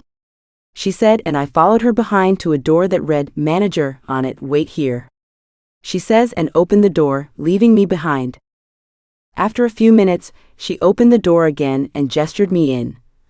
I entered the huge office and was greeted by a man in a black overall seated behind a desk. Please sit down. He begins. I nod and take a chair in front of me. What's your name? He asked. If I am to keep a very low profile, I need a change of name. Maria Mendez. I lied. So Ms. Mendez, can you dance? He asked in a serious tone. I stared at him, puzzled, trying to figure out how being a waitress has to do with dancing. Yes. I replied, but I am real need of a job and I read you're hiring. He leaned closer, his eyes turning emotionless. I can tell you're running from someone, but you're in luck. In this club, we don't judge. Everyone is accepted here as long as they behave and fetch me good money. He said, his face turning into a smile. That being said, you're hired. You would start with serving the customers for now. Your fee is $00 per night. All side tips you gain from the customers are all yours to keep. My eyes widened and a big smile appeared on my face. You just need to fill in this information. He said, handing me a paper. I took it from him and filled in the information, but leaving the home address section empty. Once I was done filling, I handed it back to him. He took it from me and read through it. Are you homeless? He asked and I nodded. I have a room for my girls. You're allowed to stay as long as you want. Just pay your rent and stay out trouble. I nodded, understanding. He reached out to the phone on his desk and called in someone. Barely a minute later, the girl I had met at the bar walked in. Show her to the spare room, he tells her while glancing at my clothes, and get her some new clothes and do something about that funky hair of hers. He said to her, and she nodded, before gesturing me to follow her. I followed her down a hall filled with skimpy and almost naked girls, and as we made it through, I got a couple of stares from them. I guess it's because of how I look. I definitely don't fit in here, but I need the money. We stopped in front of a stall door and she opened it for me. This is your new room, she said to me, and I walked into the small room. It had a bed, a closet, and an adjoining bathroom. The girl scanned down my body for a while. What's your size, kitten? She asked. I don't know, I replied. You're definitely a size 3. She muttered to herself. Anyway, you shower, there are some sweats in the closet, put them on, have your beauty rest, and I will see you in the evening. She smiled. Thank you, I muttered. What's your name? She asked, with the smile not leaving her face. Maria, I lied. Maria, nice. I'm Nikki, but I go by Pink. That explains the pink weave. Don't worry, we will figure out a better name for you. Maria is just plain boring for this place. She said, what kind of place have I gotten myself into? I have to go. I will see you later. She rushed out the door, and as she left, I sprawled myself on the bed, wondering once again what I have gotten myself into. Chapter 9. Alessia. I awoke suddenly to someone shaking my arm in an annoying way. I looked over and was faced with Pink on a bunny costume. Come on, it's time for your shift, she said, helping me off the bed and onto the chair in front of the mirror. What's your story? She started, as she began doing my hair and makeup. What do you mean? I asked, trying to act clueless, but failing horribly, seeing her eyes are squinting with suspicion. You don't seem from around here? So what are you in for? I just need to earn little money, then I would be out of here, I replied simply. She laughed shortly. Sorry, love, but that's not how this works, she said. Did you even glance at the contract? What contract? Oh mio Dio, she uttered as if in shock. Don't tell me you signed the damn thing without reading it. What was on it? Only that you can't leave, unless they want you to, and that can almost take forever, she said, and twirled my chair to the mirror. All done. Who knew there was a gorgeous face behind all that mess, she said. I stared at my unrecognizable reflecting. I resembled a brothel girl. This wasn't what I had imagined when I applied to be a waitress. What exactly goes on here? I asked. We strip, she replies in an obvious tone, and my heart sank.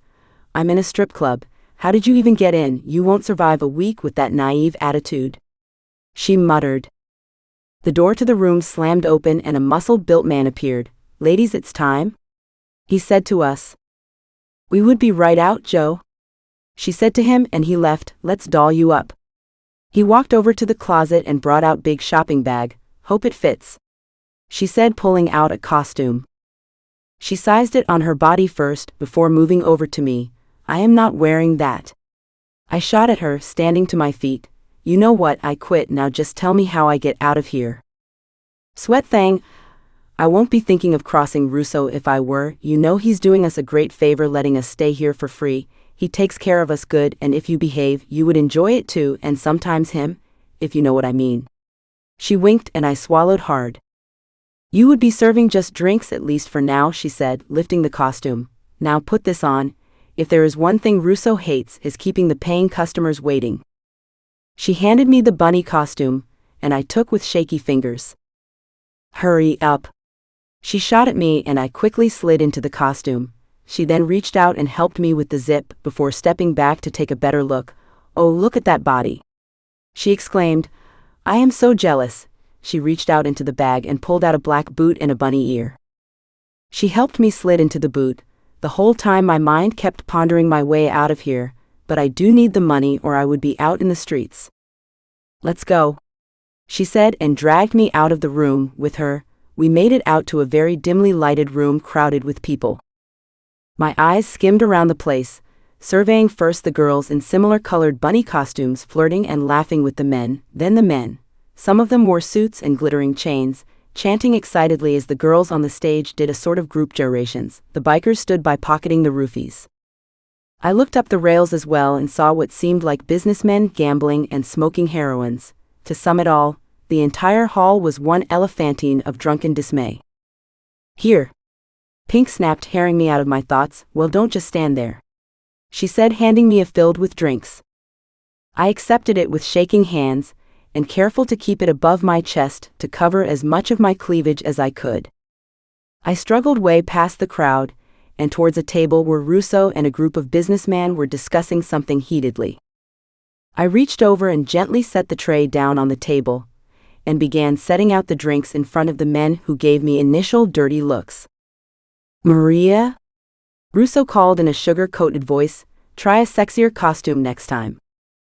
Sorry," I stuttered, quickly setting the remaining drinks on the table to leave. "I don't mind," one of the guys chipped in. "I like it, especially when she bends over to my side."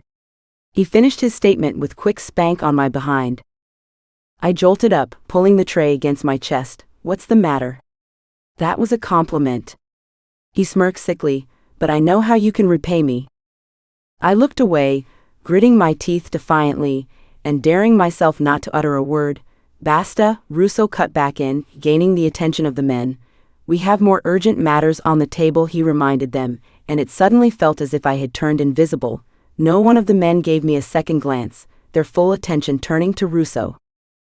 "Leave," he ordered, waving a finger at me.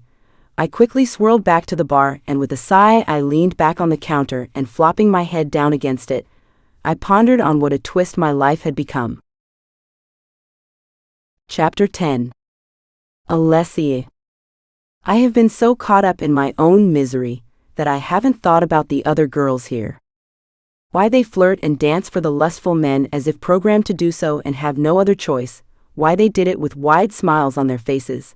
I wondered what their stories were. Are they held captive like I am? The more I pondered on it, the more I wanted to get out of here. But I will just have to wait until I get my paycheck. That would be enough to sustain me for a day or two until I find another job. "Stop lazing around, Maria." Pink shot at me, before moving towards the back. "It's excruciating how it's barely midnight, and I am already exhausted." "Hey," a voice called, and I looked up to see a man waving an empty bottle at me. I sighed and turned to ask one of the girls at the bar for a drink. She pulled out another bottle and handed it to me, and I stalked over to the customer and dropped drink. His eyes then scanned me sly with a cocky smirk tugging at the corner of his lips. "Non ti vedo intorno." "I haven't seen you around." "Thank you," I replied, not bothering to ponder on the foreign words he had uttered. "Ah, English lady. I wish everyone would quit calling me that. I like English women, they very nice. Do you like Italian men? Italian men good, you know?" He winked and spanked my bum as I turned to leave. I quickly turned to him, instantly furious. "Look, pal, I don't know the kind of..." Before I could lash out on him, a girl jumped, giggling and swaying her hips on him. Pink reached out and grabbed arm, pulling my away as the man got thoroughly distracted by the girl. "What do you think you're doing?" she hissed at me. He was being disrespectful. "Maria, such acts would get you in serious trouble around here," she cautioned.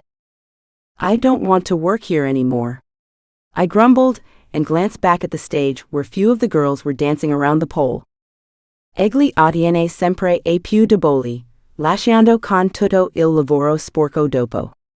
Pink lamented to herself, and I turned to her. "Come on," she said, and dragged me with her. I followed her down an empty hall. "Where are we going?"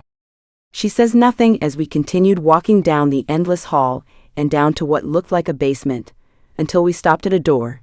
She pulled out a key and unlocked it before opening it wide for me. "Go in," she ushered. I stepped into the overstocked basement. She turned on the light, revealing a basement filled with labeled boxes and a bed to the side. "Why did you bring me here?" "You need to learn to adapt to this new life, or you get yourself killed." My eyes widened. "If you think these men are dangerous, Russo Val is 0 times worse. You don't want to get on his bad side." I ran my hand on my face. You have to tell me how to get out of here? I can't, you signed the contract, so he owns you now. What if I call the cops? They can get him arrested and shut this all thing down. You'll get shot before you reach the damn phone, don't even think about it. She adjusted her tight costume, turning toward the mirror. I need to get back out there before Russo gets suspicious. You stay here and pull your ass together. She tells me, moving toward the door. She then switches off the light, and with that she left, leaving me in dark. I stumbled my way to the bed, and feeling the soft mattress, I sprawled myself on it and curled tightly to my knees, spraying through the darkness. It had once again felt like I was in my cell, and that scared more than anything else. Chapter 11. Alessia. It's been almost 3 weeks since I had been held here, 3 weeks since I had seen the world outside, and in those past tortuous days I have learned a few important lessons.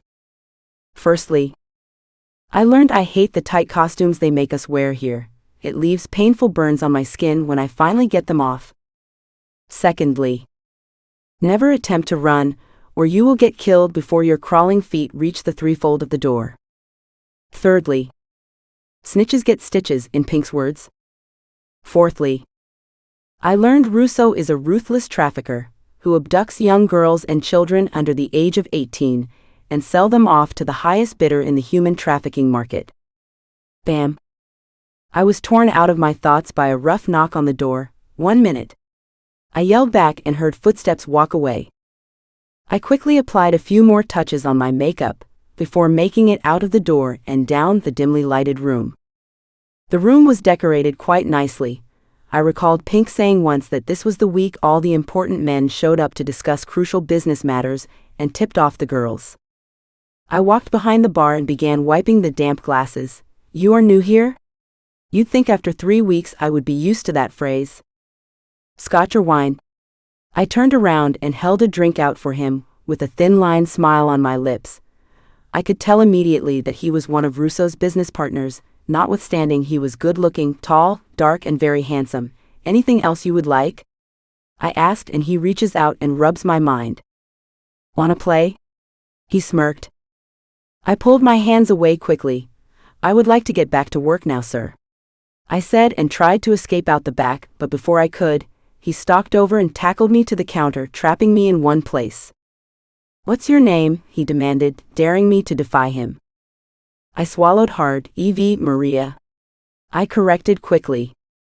Maria? Just Maria. He smiled. So Maria, tell me, why haven't I seen you here before? I'm new. He raised hands off the counter and onto my hips.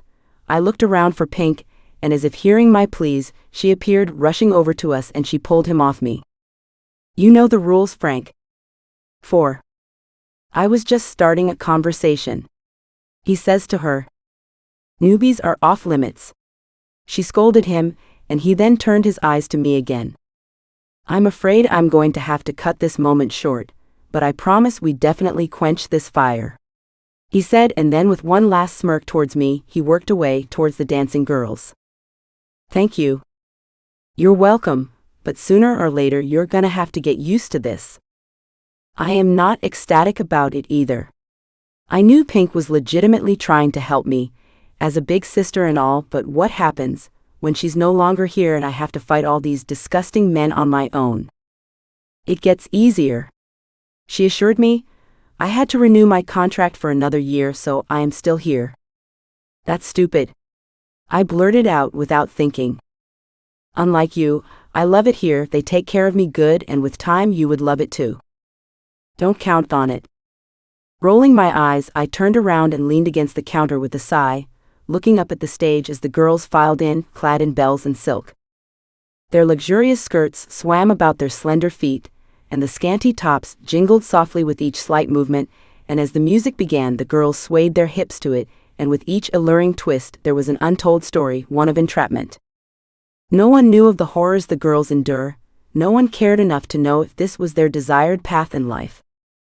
All the audience saw and felt was beauty and lust, as the girls gracefully twirled themselves around each other and seductively moved their torsos. Newbie, a voice called from the corner, and I tore away, and looked over to its direction to see Russo staring at me intently. "Guess what?" he asked, striving over to me. "What?" He lighted the stroke of cigar between his lips before speaking up. "You would dancing tonight," he said, and I almost lost my breath. "What, you said you could dance?" He moved towards me. "Yes, but..."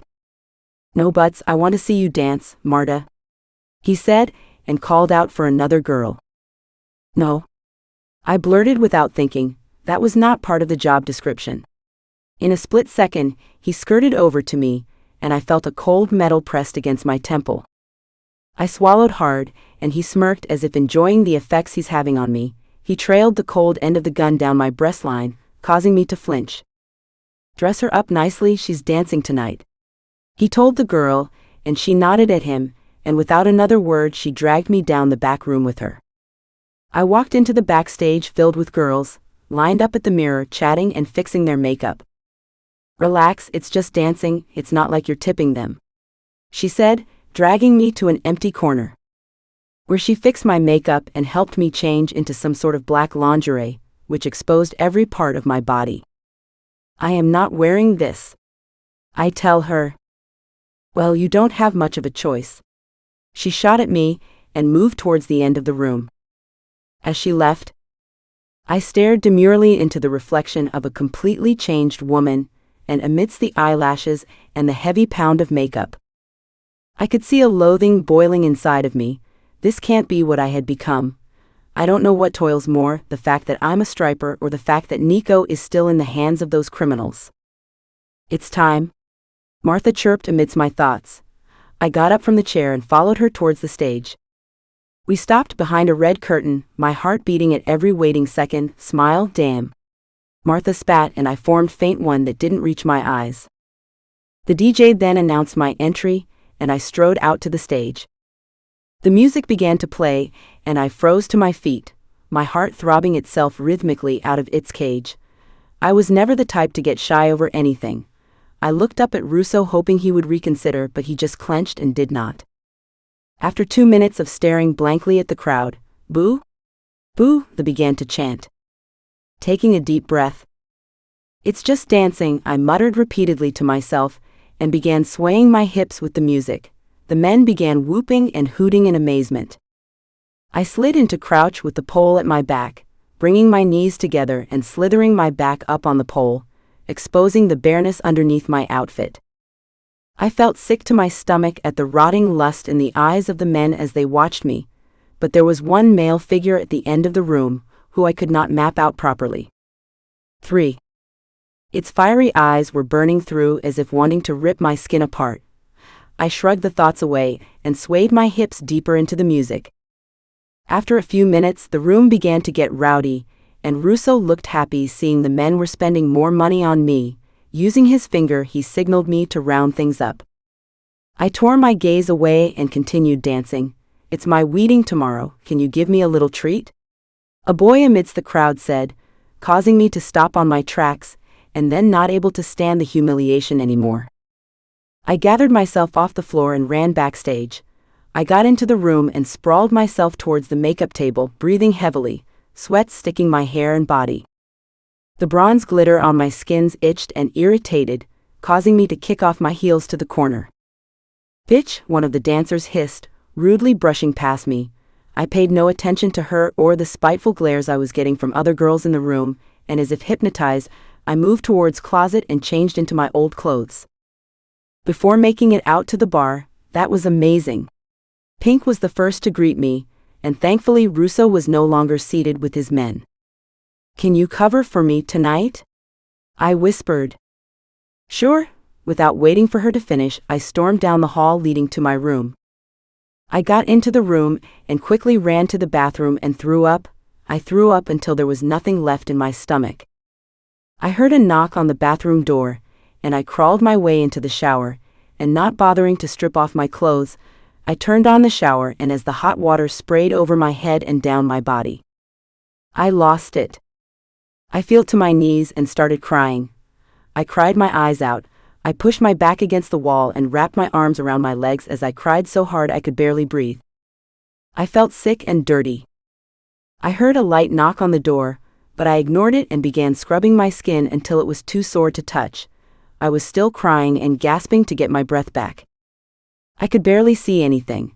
My eyes were getting blurrier from crying so much. The knock on the door became more aggressive by the second.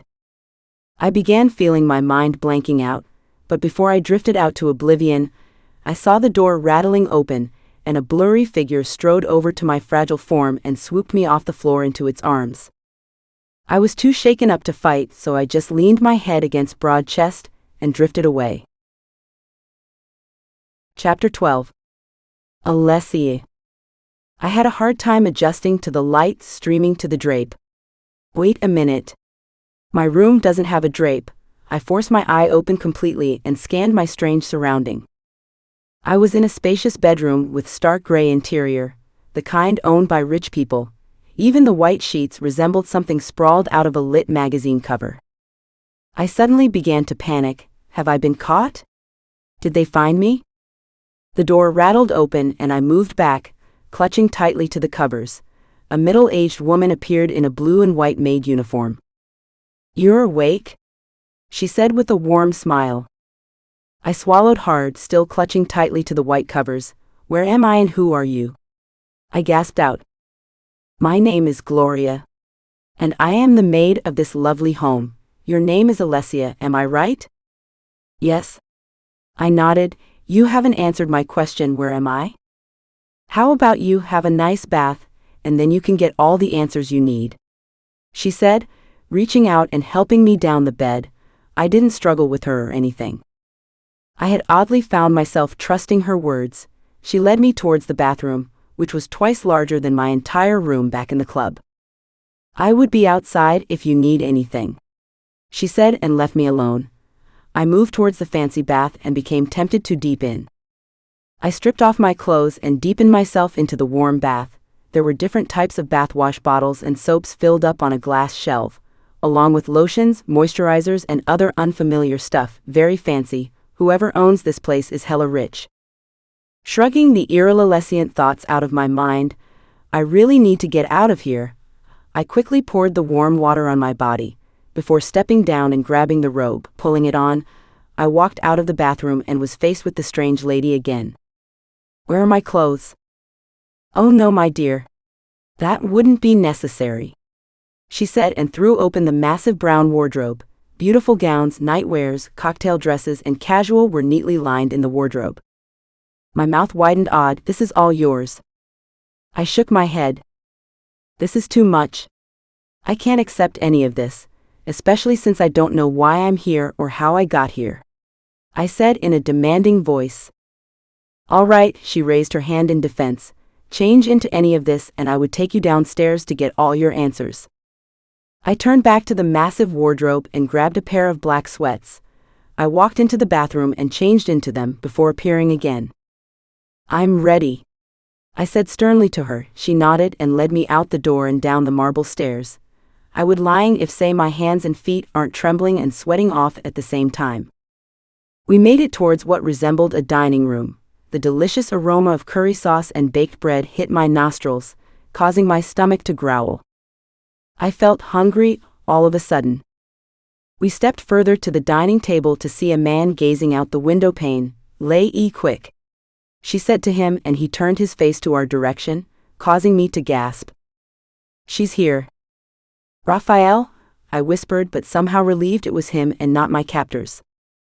"Si Lastiano," he said to her before turning his eyes back to me. "Come sit, you must be starving," he said, and I nodded, pulling out a chair. Only because I was very hungry, and who knows when I would have such an opportunity again. My mouth watered at all the delicious delicacies on the table: freshly baked bread, pancakes with maple syrup, omelet, velvet cupcakes, strawberries, toast, juice, grapes, and a lot of others I am assuming are Italian. "Please help yourself." I reached out for a plate and served myself the maple-garnished pancakes first, before I began eating like I had been caged in a dessert for years. I almost forgot for a second that I was being watched.